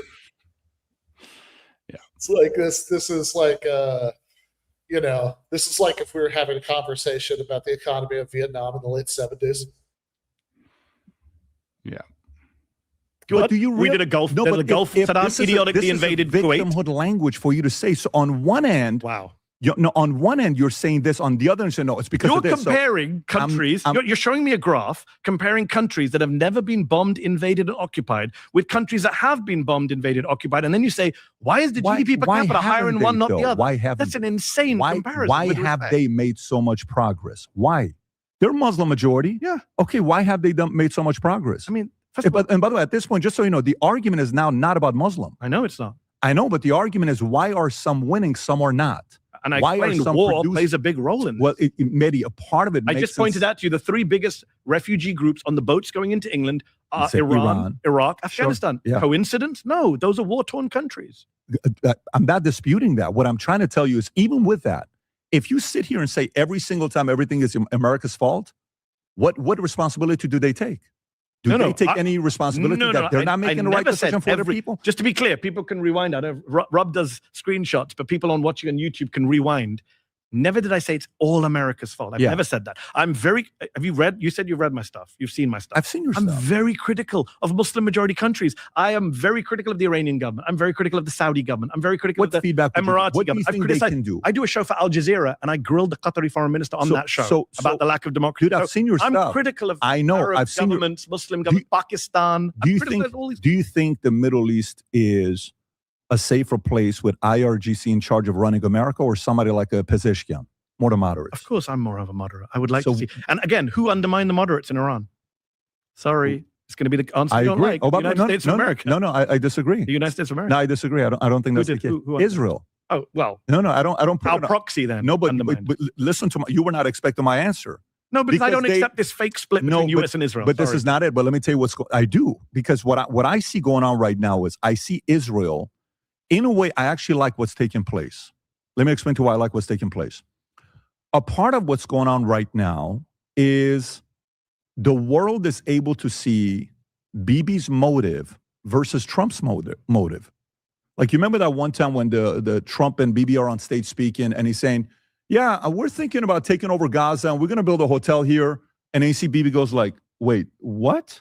You never told me that. He kind of got, I don't know if you remember that session or not. Okay. The West Bank equivalent. So a part of it for me, I like that this is happening because I prefer this to be in the public's eye. I prefer for Trump to show, hey, listen, if I want to go become a prime minister of Israel, I would do it. You're there just because of me. I like him saying that publicly. All right. I like that that is taking place. But to me, who wants IRGC to be gone? So a couple of things on the Trump point. I agree. It's better these things happen in public, and there is a weird upside to Trump having such a big mouth and saying crazy shit all the time. There is a pro to that. I get that, but let's not forget, Patrick. You saw the New York Times big piece where we discovered from Maggie Haberman and Jonathan Swan that Benjamin Netanyahu went to the Situation Room and made the case to Trump with Mossad joining via Zoom or wherever it was, and he persuaded Trump that this will be a walk in the park, cakewalk, all of that shit. That happened in private. What's your percentage that happened? That happened in private. What's your percentage high happened? percentage. Give me a number, 80%? 80%. I'm 50-50 that happened. Okay. You think Trump did it on his own without Netanyahu? No. I said I'm 50-50, meaning I believe there's a 50% chance because... but you don't deny that behind the scenes, the Israelis are putting pressure on the U.S. Of course I know. Okay. So then to come back to your broader I don't think he's Bush. I don't think he's Obama. I don't think he's Biden. I don't think he's those guys. In many ways, he's worse. No. I don't think he doesn't have any independent views. The one thing I know with you, Medhi, is the fact that no matter what he does, he's not going to get victory from you. We have to put those two. Again, you can go back on YouTube, rewind an hour. I said if he restrains Netanyahu in Gaza and Lebanon. You said if. He won't. I know he won't. Oh, I understand. But have you ever given him any credit for anything he's done? When we set out to create a shoe that blends comfort, function, and luxury, we had the choice. I don't think we want to know about his shoe. Yeah, I guess while we do the shoe commercial, do we have anything to say about that part we just watched? I mean, I don't have that many thoughts about it. I will say I think I'm pretty impressed with Medhi overall in this debate. Like, I feel like he's been doing a really good job of like keeping the conversation on point as best as he can and calling it out when PBD is sort of shifting things around. So that's been good. And I think like the tone, like there hasn't been that much, like it's been restrained and substantive on a lot of different kinds of claims. Although the claim about values has been like maybe a bit more minor of a debate. And it's been a lot of a debate about like causal explanations for why things are the way they are and why they're not other ways, which is maybe like slightly less to analyze, at least normatively. Since I don't know as much about like some of the history, so like some of the claims, but I mean, I think it's good. I mean, I think that the sort of denial about the causality about the current economic flourishing of Iran, Iraq, and Afghanistan is pretty funny. But no, that's definitely true, right? Like you could tell. Like, I think Medhi, as you say, has been doing a good job doing everything in his power to stay on topic, as like to stick with one point as PBD like continually tries to like gish gallop to other points, which I feel like he's doing this more in this interview that I've seen him do in other places, which maybe is a sign that Medhi's doing a good job, right? That he's like just continually tried to pivot to other subjects as soon as we start to get a response to one. But I do also think, that the point you make about the normative causal subjects is important. And I do think that Medhi also, will give him credit, I think he's been trying to do everything, I think, short of just like being like, you know what, I'm just gonna pause and talk about this different thing, right? Like everything short of just like blatantly refusing to like go along with the subject that's been put in front of him. I think he's been doing to try to inject the normative stuff, right? Like, like you'll notice, he called Gaza a genocide like 20 times, and PBD just like, who surely, I mean, unless he's had a really dramatic change of heart since the last time I saw clips of him, right? Surely disagrees with that, but he just hasn't taken the bait, right? Any of the times. And, there have been a few things like that where he's been like sort of trying to slip in substantive political judgments that he knows that PBD is going to wildly disagree with, and it just hasn't worked. Yeah, for sure. And I also think Medhi's been like, well, we had some early criticisms of like Medhi not granting certain kinds of points. Yeah. There have been a few moments in the last couple segments where he is just like, no, like I agree with you on that. I agree with you on that. Let's focus on this more narrow point, because like PBD always tries to he's been kind of trying to catch Medhi on like agreeing with some kind of like an absurd thing, like, and he's always like, oh, so like you agree with this, and like Medhi's been good pivoting and being like, no, like I agree with you on that, but it's just this other thing that like is more specific that I disagree with you on. So that's been good, I think. Yeah, absolutely.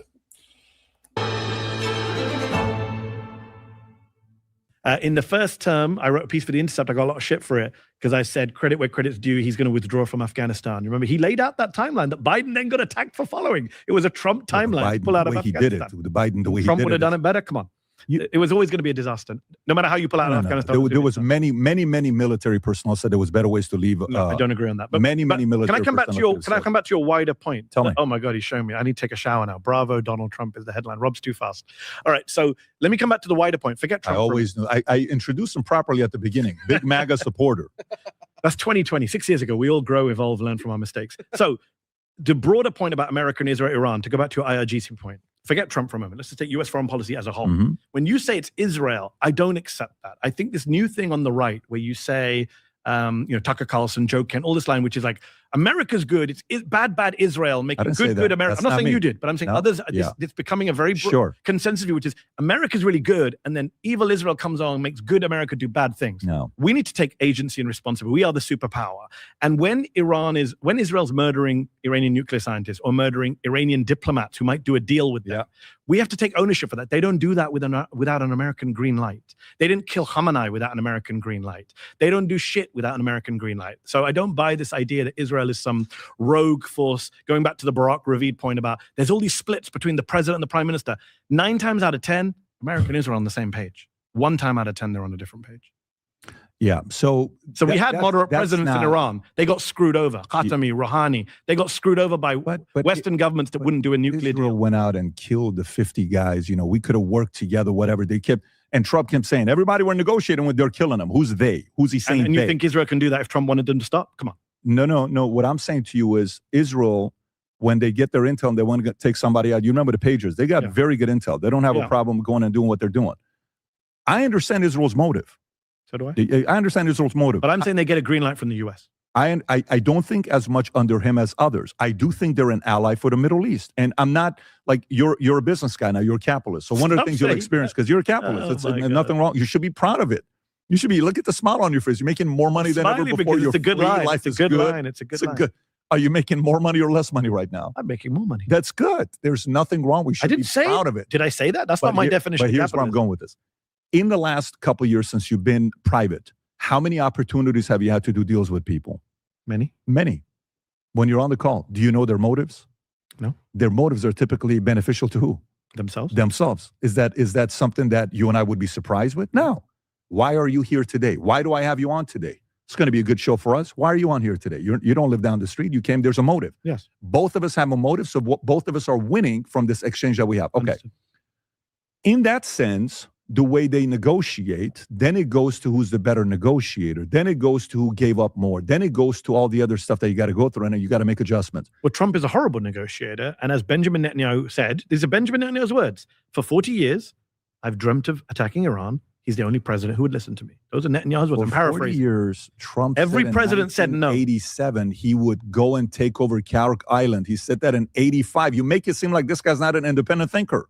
Well, he's not an independent Trump thinker. said that in 85. Hold on. He also said, none of us knew they would hit the Strait of Hormuz. None of us knew they would hit the Gulf countries. You idiot. Everyone knew this. You can't give him credit that he said this 40 years ago. Yeah, I don't know how he got that one thing consistent. Oh, yeah, I don't know how this one thing he did. I don't know how he came back and Patrick, won you keep asking me to give him credit. The Iran war, you praised him on day one of the Iran war. Would you accept today it's been an absolute disaster? No. Because Donald Trump is not a war leader.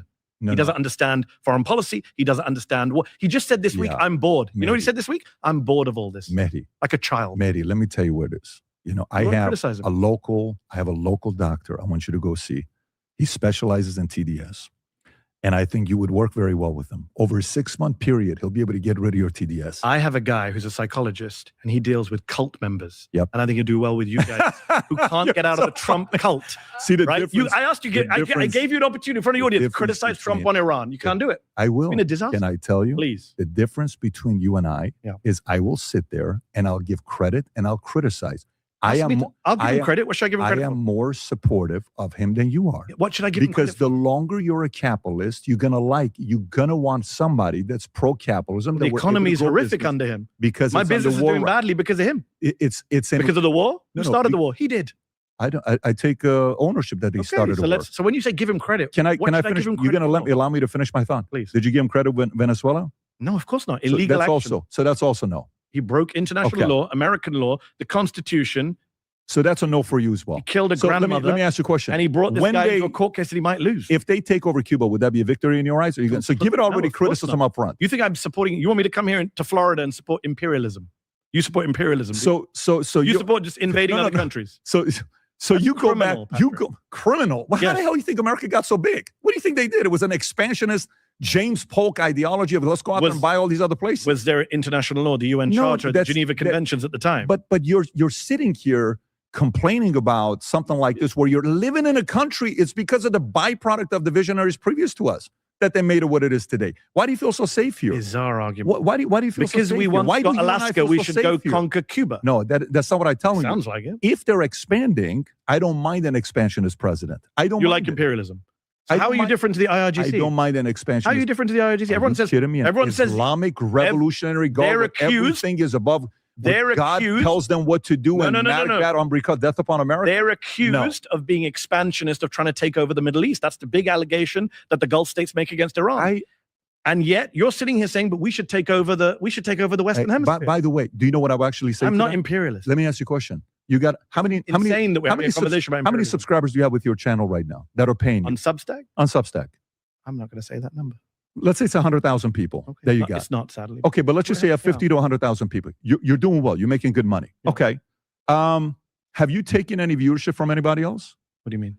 Are people watching you that used to watch somebody else on YouTube? What an expansionist you are. What a shameful expansionist capitalist. I've been with you for 1 hour, 20 minutes. This guy's expanding his YouTube channel, but God forbid anybody else does it. I've waited an hour, 20 minutes for you to say the dumbest thing with respect, Patrick. That is not an analogy. Every time you say the dumbest things is when you get cornered. What do you mean you're expanding? That is the worst analogy. Expanding. Did I go into the New York Times? Hold on. Let's you're take your expanding. analogy. Did I walk into the New York Times and abduct the editor-in-chief of the New York Times, put a bag over his head, do you have any take employees? him out in order to undermine the New York Times? Do you have any employees? Yes. How many of them came volunteer? How many of them did you recruit and hire away from another company? How many of them did I get with a gun and a special forces team? You're making a ridiculous analogy. You expand as a business. That's the same as illegally occupying other people's land. What la la land are you living in? Like, what do you think happened to this world? World of law. What do you think happened to this world? You do realize the problem that the MAGA folks have when they say this is you lose any credibility to criticize anyone else. You can't criticize Iran then. You can't criticize Hamas. And I don't. You don't criticize Hamas? No, I don't criticize. If you're able to expand. So if Hamas goes into Israel, you're for that? It's not about if I'm for that or not. If you're able to successfully do it, that's your vision. I know I have to defend against it. What do you think companies do? How do you think companies work? What do you think companies are supposed to do? I think it's insane that you're comparing business expansion to us going around the world we have military? Killing people. Medhi, why do you think we have military? For what? Ourselves. Against what? Threats. Against another one. You want to be the threat. I'm not saying that. You think Cuba's trying to expand right now? No. You think Cuba's trying to expand? Where are they expanding to? Miami? No. You've been living in Miami too long. By the way, I think you've been drinking too much Miami water. I actually rarely go to Miami. Maybe that's their fault. Maybe that's their fault. What's their fault? Maybe their ideology, communism, created a poor country and their people want something better. But that doesn't give us the right to go and take over the country. How do you think all this stuff happened in history? Okay, lots of things happened in history that weren't right. Yeah, but guess what? This is 2026. Dude, you understand you've taken market share from other people. Your viewers were somebody else's viewers that came to you. So you support, kudos to you. So you want just to be clear, you want some kind of law of the jungle where might is right, power. What do you think the law is? You're fine. What do you think the law is? I noticed you don't answer any question. No. It's a very simple question. Yes or no? Do you support a law of the jungle where might is right?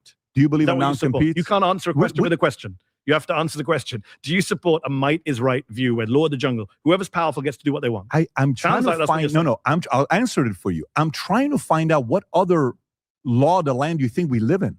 Help me understand. We have domestic law. We have international law. We have criminal what law. is the what? I don't know where you're living. What do you use? Do you use? You've been in Florida far too Do you use ChatGPT or do you use Claude? Which do you use more? Probably ChatGPT more. ChatGPT more than Claude? Okay. Do you know when it first started who had the biggest market share?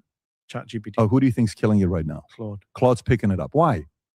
Because they invaded another country, kidnapped the president. Because they produced a better product. And this hold on. Why? Did Amade? What's the guy's name? Dario Amade. What's his name? Yeah. The guy who runs Claude. Did he go into Sam Altman's house in the middle of the night, take Sam Altman and his wife, put bags on their heads, and fly them back to his compound and kill a grandmother in the process? The only difference is that, but war is never. That is the big difference, Patrick. I can't believe you don't see it. No. I understand what you're saying in the argument of that, but the reality of it is, which is what? A law of the jungle where the might is right.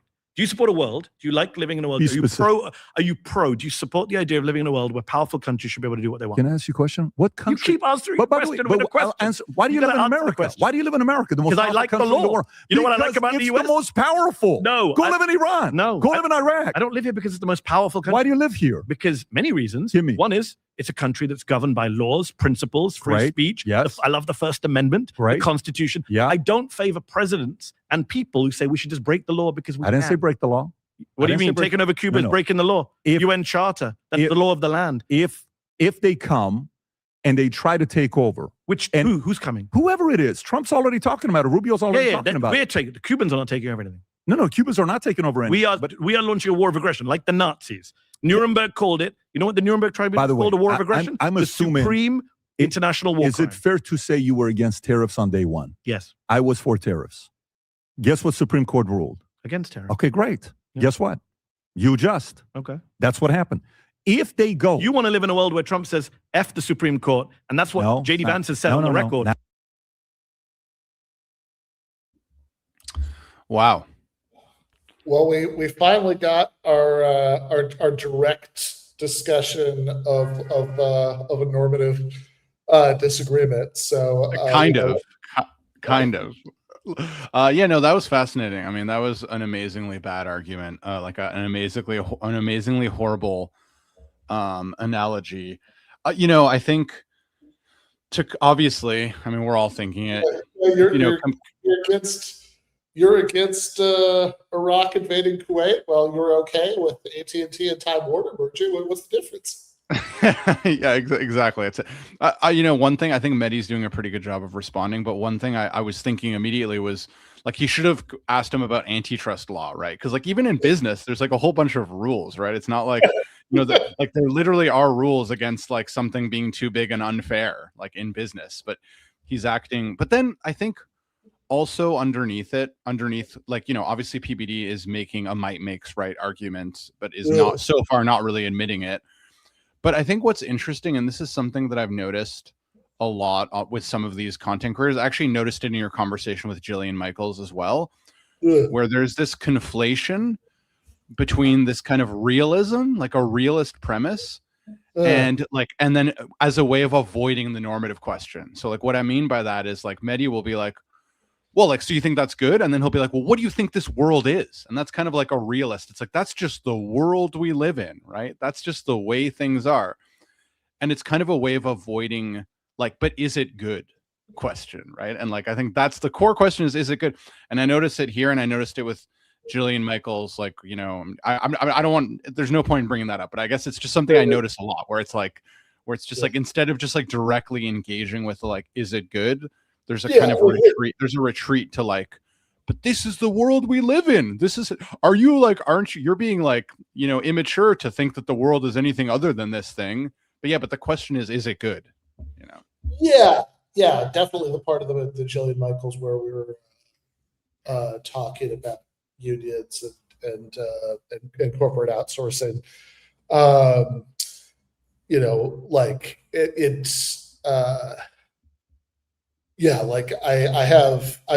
guess in that one, it's a little bit complicated because my point was there are things we could do to stop them. Yes. Right. From outsourcing, right. So it wasn't, but yeah, it's not, this is definitely, this is really funny. I think that, I mean, maybe as they continue to talk about this, like Medhi is going to get him in a corner about it a little bit more with with the point about court rulings and all of that stuff, that that like maybe actually PBD doesn't want to just openly say I don't care at all what the law is, but then it's like, well, hold on, what about the UN Charter? That's the Constitution says foreign treaties that we sign have the full force of law. Like this is supreme law of the land. So why doesn't that count? What about the War Powers Clause for that matter? But I also just want to say, like, it's kind of so the main thing that's insane about PBD's pro-imperialism might makes right argument here is is the comparison to corporate mergers, which one, as you point out, there are also laws about it, and you have to get regulatory bodies to approve the mergers and all of that. But two, even if there were, right? I mean, like, if there were, a world with no trust busting whatsoever is worse than one that does, but it's also not as bad as just gangsterishly, like, send in special forces into Caracas to kidnap the president and kill random civilians in the process and all of that. But like the other thing that's insane is the argument from the history of American expansionism and how desirable it is to live in the United States, right? Because like let's really push on that, right? I mean, that's not just, if you're going to say that everything that happened in American history that arguably like helped to build it into a powerhouse would be totally cool to do now, because after all, it happened in the past, and it led to these good results. I mean, that's like, it's not just territorial expansion. I mean, it's also genocidal dispossession of natives. This one's a little bit more complicated because like the arguments about what the like sort of net economic effects were, but like at least arguably slavery, right? Like, was pretty important to an earlier era of the American economy, right? So like if that turns out to have been a net benefit for building it up, is that, would it be cool to reinstitute slavery now? Because after all, you like the United States and they helped build up the United States. Yeah, exactly. Yeah. I was going to say also, it's sort of weird. Like it's also one of those arguments where you kind of know that if PBD thought it through, like he doesn't believe it. Like, because like in other realms, like you could kind of make a similar sort of realist pretense about government, right? Like about censorship. You could be like, well, obviously like governments are trying to get as much influence for themselves as they can, right? That's obvious. So like obviously they're going to like censor things that hurt them when they can. That's just the way the world works. Like PBD, like what kind of world? No, obviously PBD thinks that like censorship is bad, right? So we should do something about censorship. So it's like similarly here, it's like, yeah, we think that like imperialism is bad. It's like, yeah, of course, if countries or entities or groups are going to do all kinds of things to maximize their advantage, right?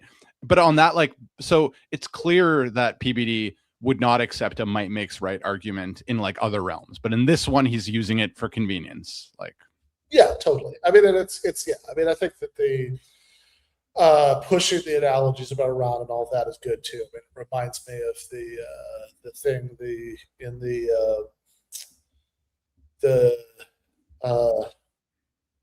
thing a year ago, 2 years ago, whenever it was, right? The Norm Finkelstein, Moeen Rabbani, Destiny, and the Israeli historian whose name I'm blanking out anyway. They have a that's not like I remember, which we've never covered on this channel because it would be like a 12-hour episode. But I remember in that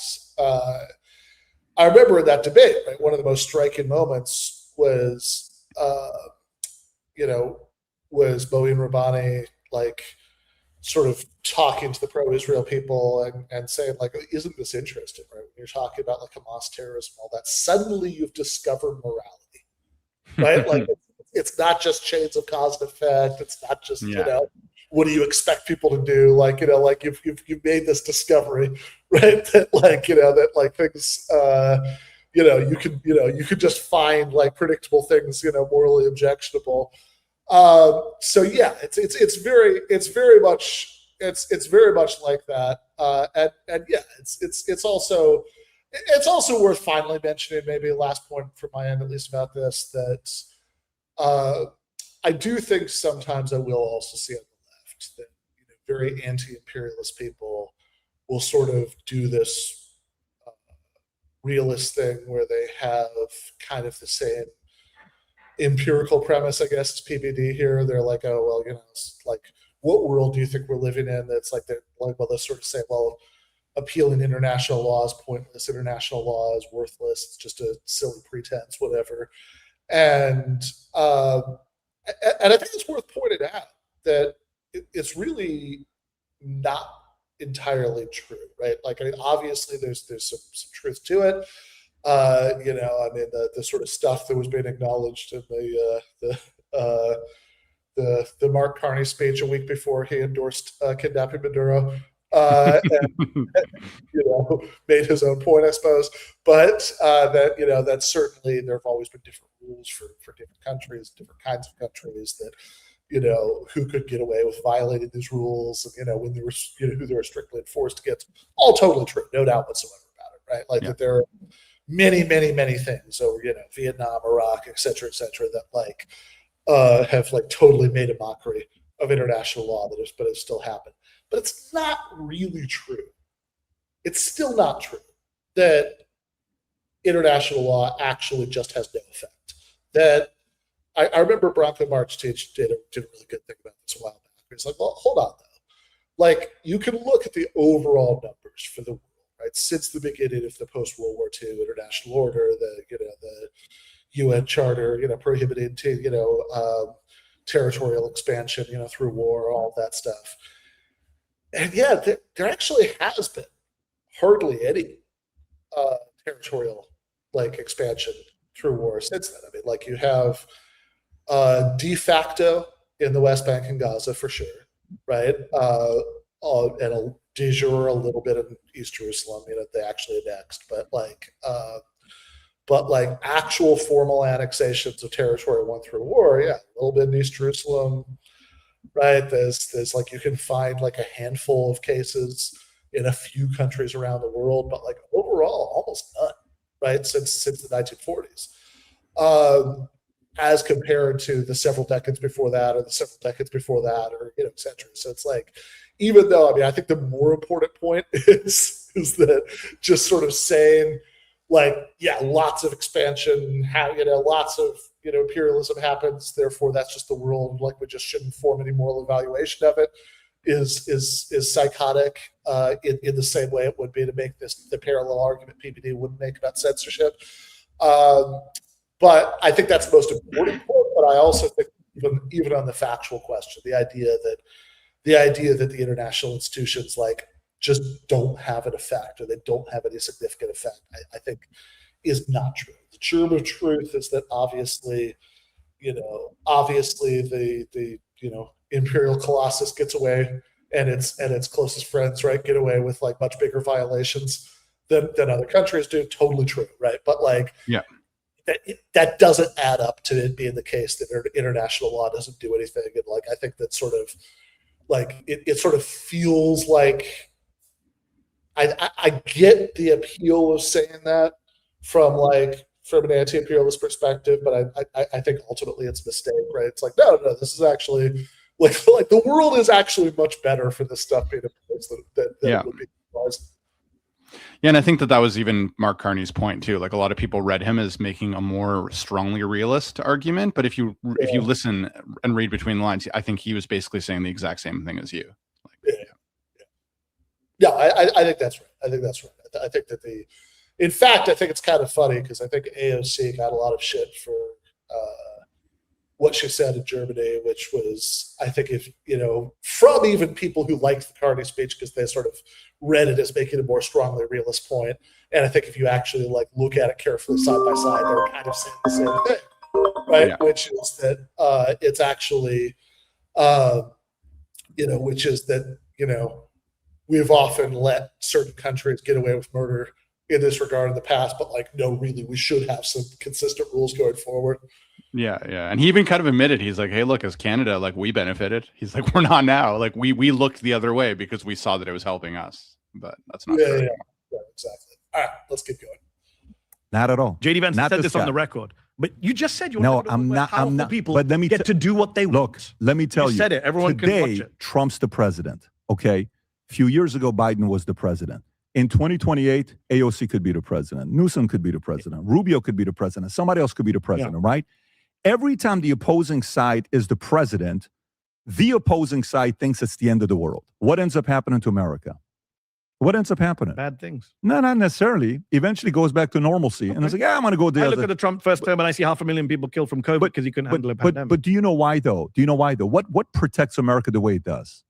I would argue our laws, constitution, I agree. History. I like Supreme. And you're saying I want to throw it all out. No, but to have an imperialist nation. If a leader comes in that is a visionary leader that wants to expand and grow, and he can do it within his terms, and Supreme Court and law allows it, I don't mind him doing First of all, the Supreme Court law doesn't allow it. Venezuela was unconstitutional. Congress declares war in this country. Yeah, then if that's the case, well, we saw that with the 60-day rule with Iran. He's violated that. I understand that. And they're working around that right now in different ways. American law. What about international law? Even if the American Congress votes to attack Cuba, that doesn't make it legal in international law. You can't attack other countries. Mehdi, let me ask you. If, for instance, tomorrow you'll say 9/11 was just. Do you support 9/11? Do you support 9/11? No. Why?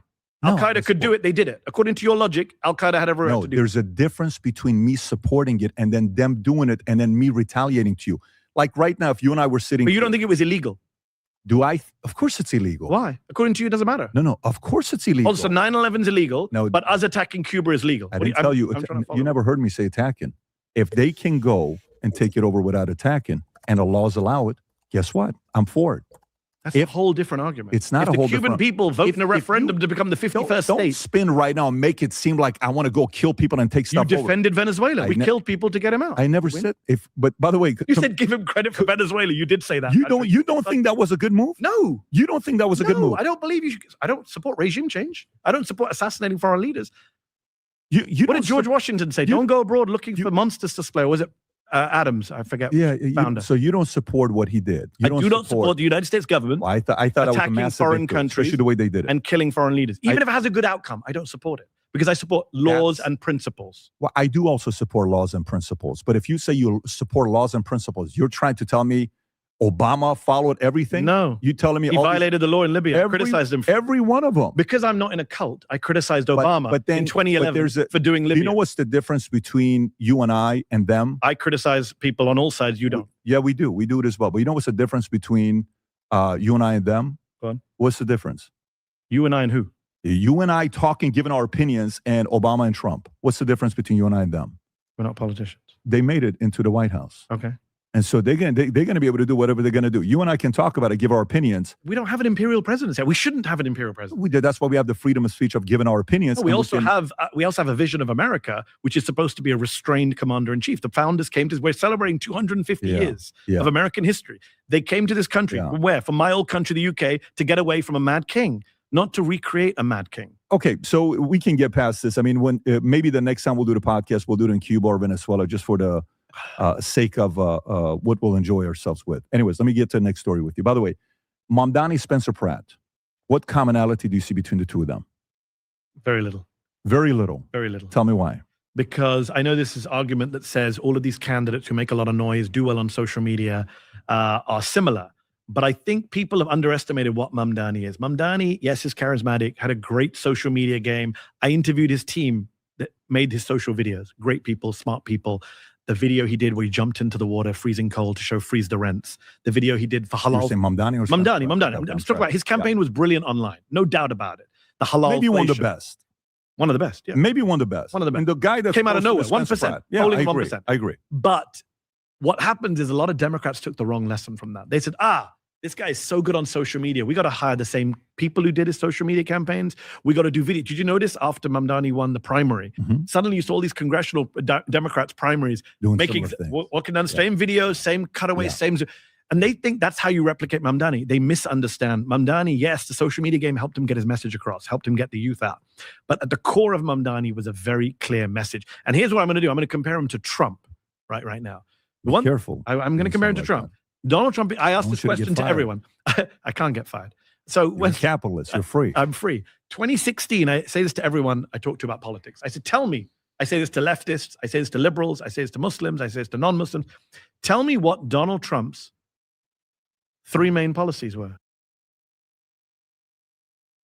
I just want to point out parenthetically here that, I know this is just kind of me not being able to get off my own particular hobby horse. It really has nothing to do with the conversation, but that line, I can't be fired out because you're a capitalist, you're free. It's like, yeah, no, that's true, right? If you own the place, you are free, right? In a way that you're not if you don't. And it seems like meditating on that point should tell you something about the majority of the population under capitalism. But anyway.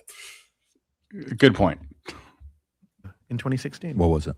You tell me, what was his slogan? Do you remember what Donald Trump, what did he run on? When he first ran, what did he run on? Get rid of these rapists and all this stuff. Ban Muslims, build a wall. Remember that? That was all his big lines. Build a wall is one. Yeah. So we remember all those slogans. Sure. Yeah. Right? Do you remember what Hillary Clinton's lines were? No. I'm for her, and that's about it. No. First female president. But her own slogan, which she had a great, 77-page childcare proposal, I'm sure. I'm sure it's better than Trump's. But people don't campaign like that. And I think what Mamdani did is, even now, you ask me, what does our Mamdani run on? Okay, freeze the rents, free buses, free childcare.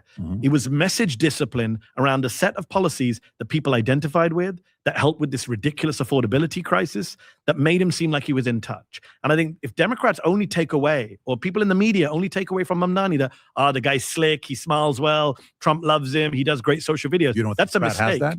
I don't think, what's Pratt's main policy platform that's going to get people out for him? The fires, homelessness.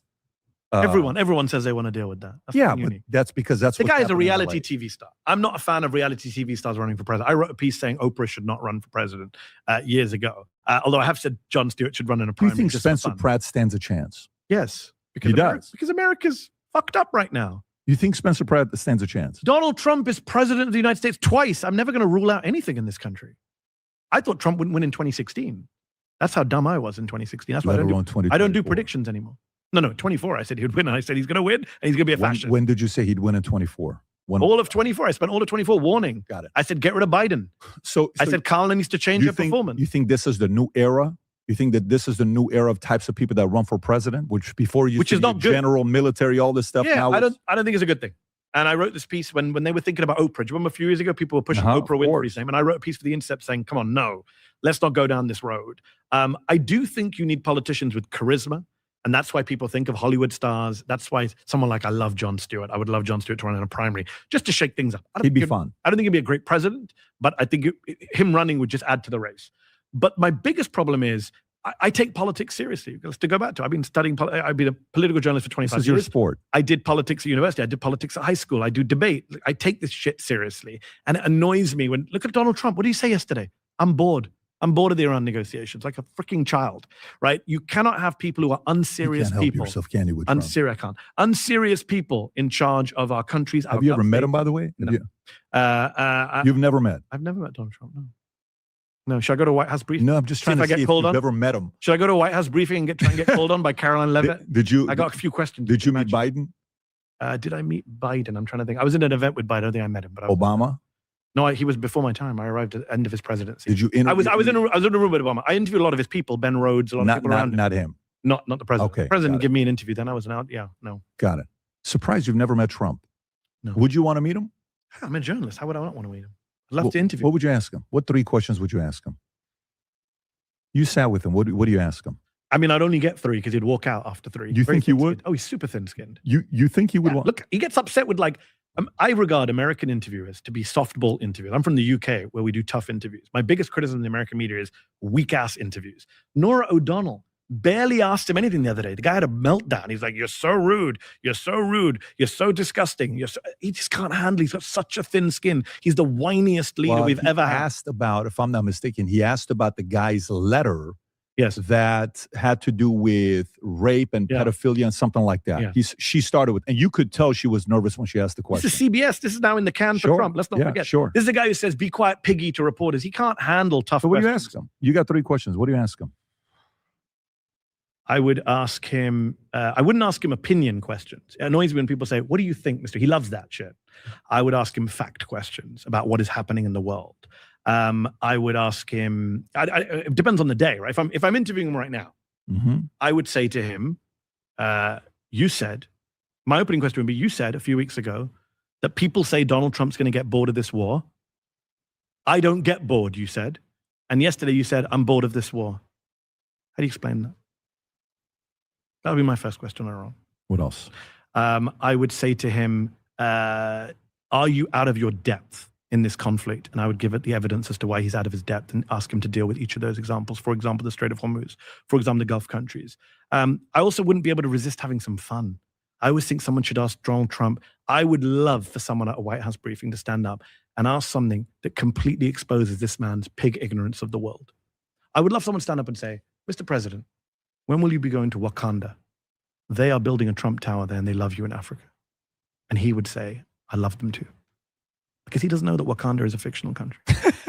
You think he would say that? 110%. You think he would say that? I would pay money to any White House correspondent watching. They get fired on the spot by the network. It's obvious. Do you put him as an intelligent man? You put him What's as your depends how you define intelligence. Well, how do you, like street smart, getting ahead, getting his way? Yeah. Sure.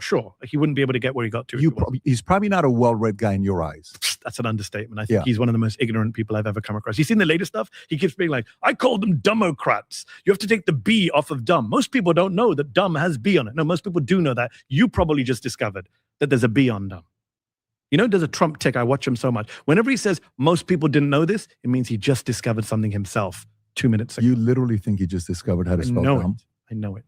And talk to the people who worked with him. We're second-term Trump, Patrick. I don't have to make this stuff up. Yeah. Dozens of people have now left the administration, have told their stories, and it's all the same thing. The guy is an egomaniac. The guy is vain. The guy is dumb. The guy changes his opinion based on the last person he spoke to. This is a guy that won in business. This is a guy that he didn't won win in media. business. 5 bankruptcies in a row. You're more successful than he is. This is a guy that took a show from business. 0 to 1, Steve 15 Jobs, years. for God's sake. Dude, the guy won presidency 2 times. I give you Apprentice. 2 times. I give you Apprentice. Great reality TV star. 2 times. Great. I'm not going to question his ability to run a reality TV star. I'm questioning his ability to run America. How do you think about his kids? Do you give him compliment as a parent, as a father? No. Have you read the stories about You don't his think children? he's a good father? Why do you think his kids love him? You think the kids love him? You don't think they do? I mean, Why if do you you read think they wanna be around him all the if you time? read some of the tabloids, well, money and power can be You think great. that's the only reason? I know Well, a lot of billionaires that kids don't want to be around him. If you read the New York tabloid press that Trump was very friendly with, the kids didn't like him when he was young. They were annoyed that he was cheating on their parents, his respective mothers. Things changed. There's stories about him allegedly. It's denied. There's stories about allegedly him, slapping Don Jr. at college in front of his friends and all sorts of stories. I don't know if they're true or not, but this is what's reported. Tiffany Trump, he never talks about. From a Muslim and a Middle Eastern dude, what did our parents do to us when we were kids? Did you ever get slapped? Of course. Dude, are you like, you and I don't have the permission to say anything with that. No, so we got to change the subject. Withdraw that. Yeah, withdraw He didn't go to his son's wedding so he could do troll posts about Ro Khanna.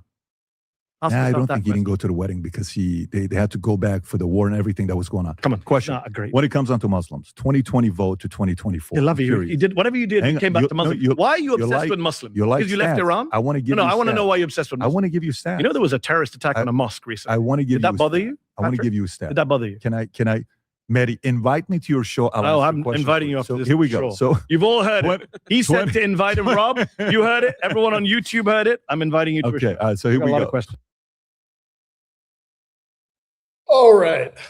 Well, we will definitely have to watch that one when it happens. But I kind of feel like we're starting to slide away from our substantive hour and 20 minutes into more like meta stuff about, media and like sort of trying to, PBD trying to get into, Medhi's mind and, how he thinks about, different years or whatever. And like I think that 100%. the actual political debate, I think, is probably about run its course here. Yeah, this is. I don't know how you felt about this. I think that the most interesting part to me was definitely the defense of territorial expansionism, obviously, but Yes. it was surprisingly fun, given that the interviewer was steering away from like political substance for most of it and changing the subject all the time. Like I think that I think this is where, we talked before we started watching about Medhi's like limitations as a debater, which I think we agree on. But like I think it is a testimony to how good he is at the particular kind of thing he does, that this was as fun to watch as it was, given the way that the person conducting the interview was conducting it. Yeah, I agree. I think it was definitely pretty fun. I think he did a good job on this one. It's funny. I was like actually trying to reflect about my like, and I guess we both agree on our reading of Medhi's disposition in some debates. And I was realizing that, like, I still think it's true, but I was realizing that maybe some of my perception of it was because one of the things that's in my memory is when he was doing one of those Jubilee things, Yeah. And I feel like it really came through badly there, because also on Jubilee, you're dealing with like normies, and he's like this Oxford journalist. And I remember just feeling this like arrogance from him that was like a little off-putting in terms of trying to actually like move anybody. He's definitely done it in other places too, but I think in this context, his style like worked pretty well, and he knew a lot about what he was talking about. Definitely the part when PBD was defending might makes right, or at least approaching it and then kind of retreating. I did want to point out one thing about that, which I think someone in the chat also pointed out, which was like looking at the comments, like the chat. It was kind of amazing how people were like saying, wow, he really got him. PBD got him there on like the realist point, on the might makes right point.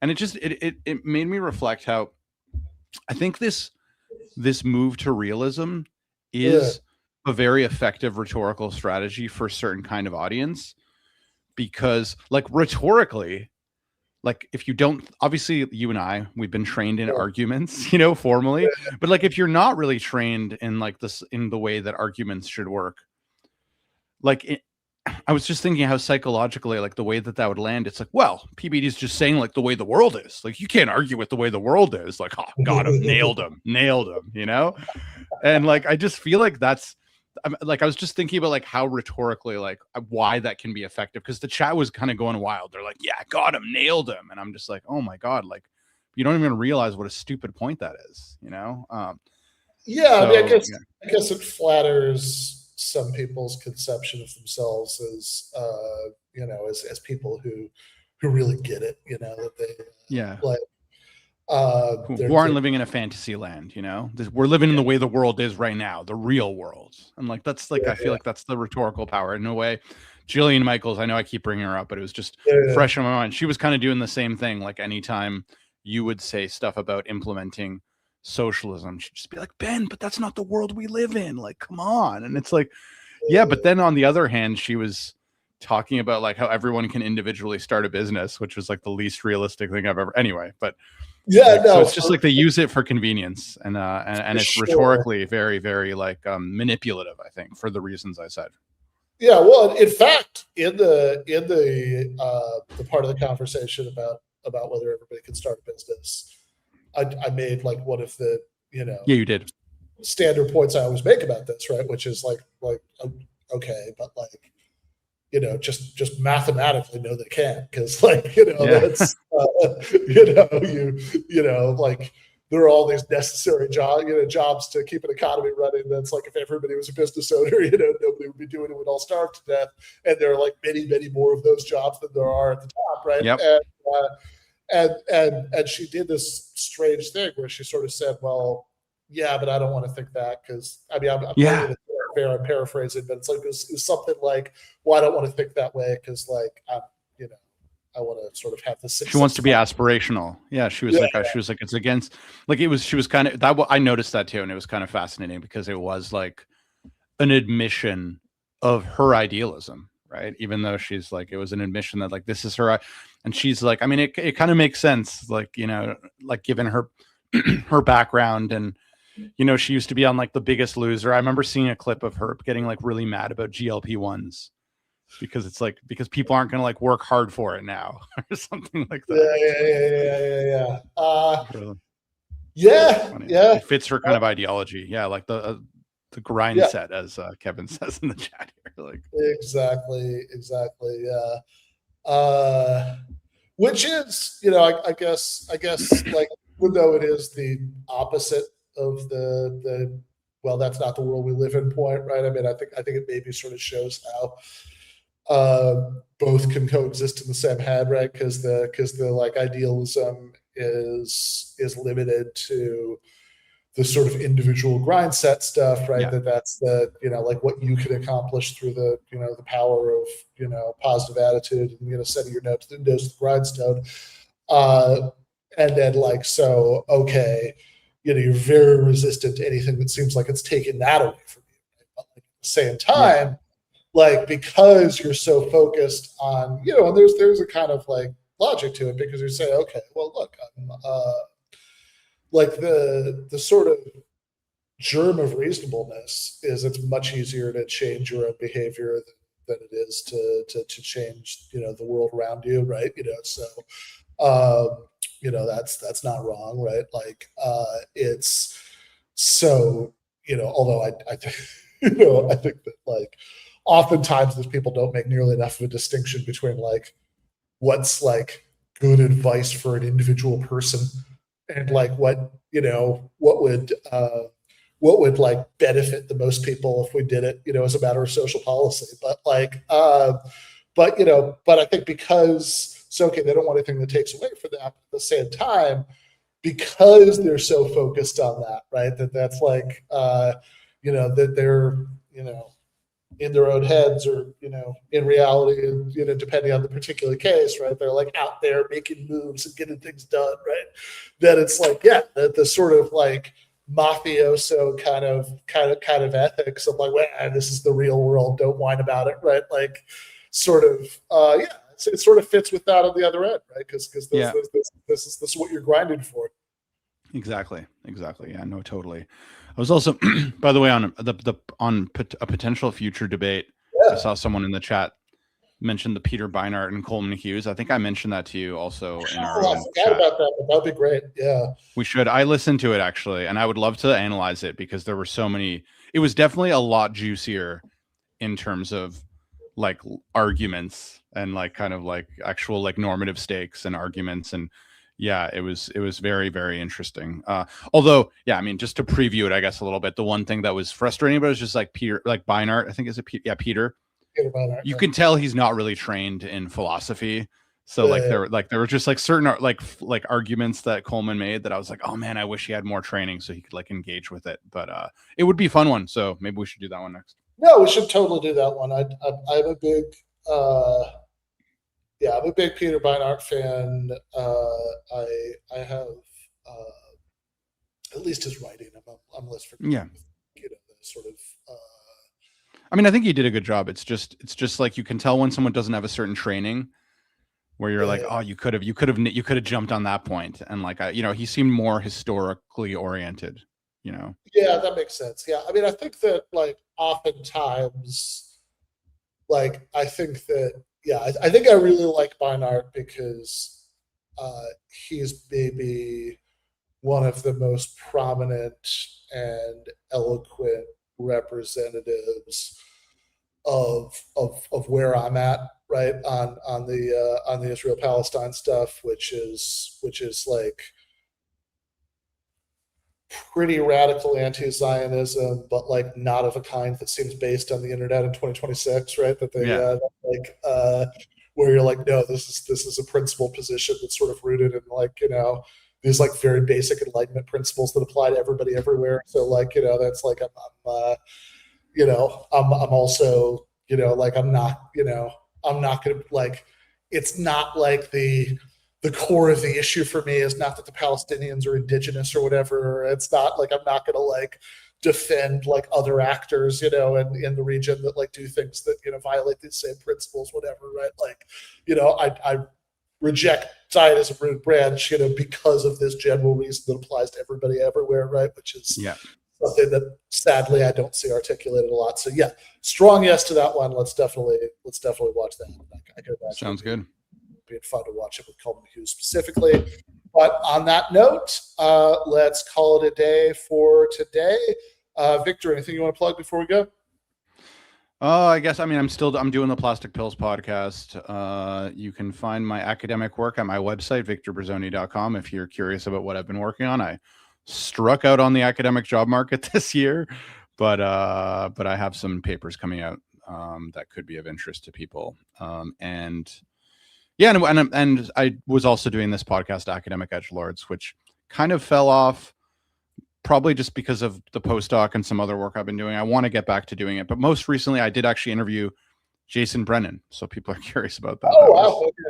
Okay. Yeah, we interviewed Jason Brennan about, he actually has a very interesting view now where he's defending like grace as an attitude, which is like very like Christian sounding, like as a moral predisposition. Like we shouldn't basically like withholding judgment of other people's moral views because we're usually really bad at making moral judgments. So we should withhold judgment, which is kind of funny, which seems contradictory, but he defended it and explained on the episode why he thinks it's basically the same book as all his other books. Because for him, his whole thing he claims is like fallibilism, and I see his point. I think he is driven by a kind of fallibilism. But as a as a avid longtime hater of me, I hope that Brennan's newfound interest in grace starts to extend in my direction in the future.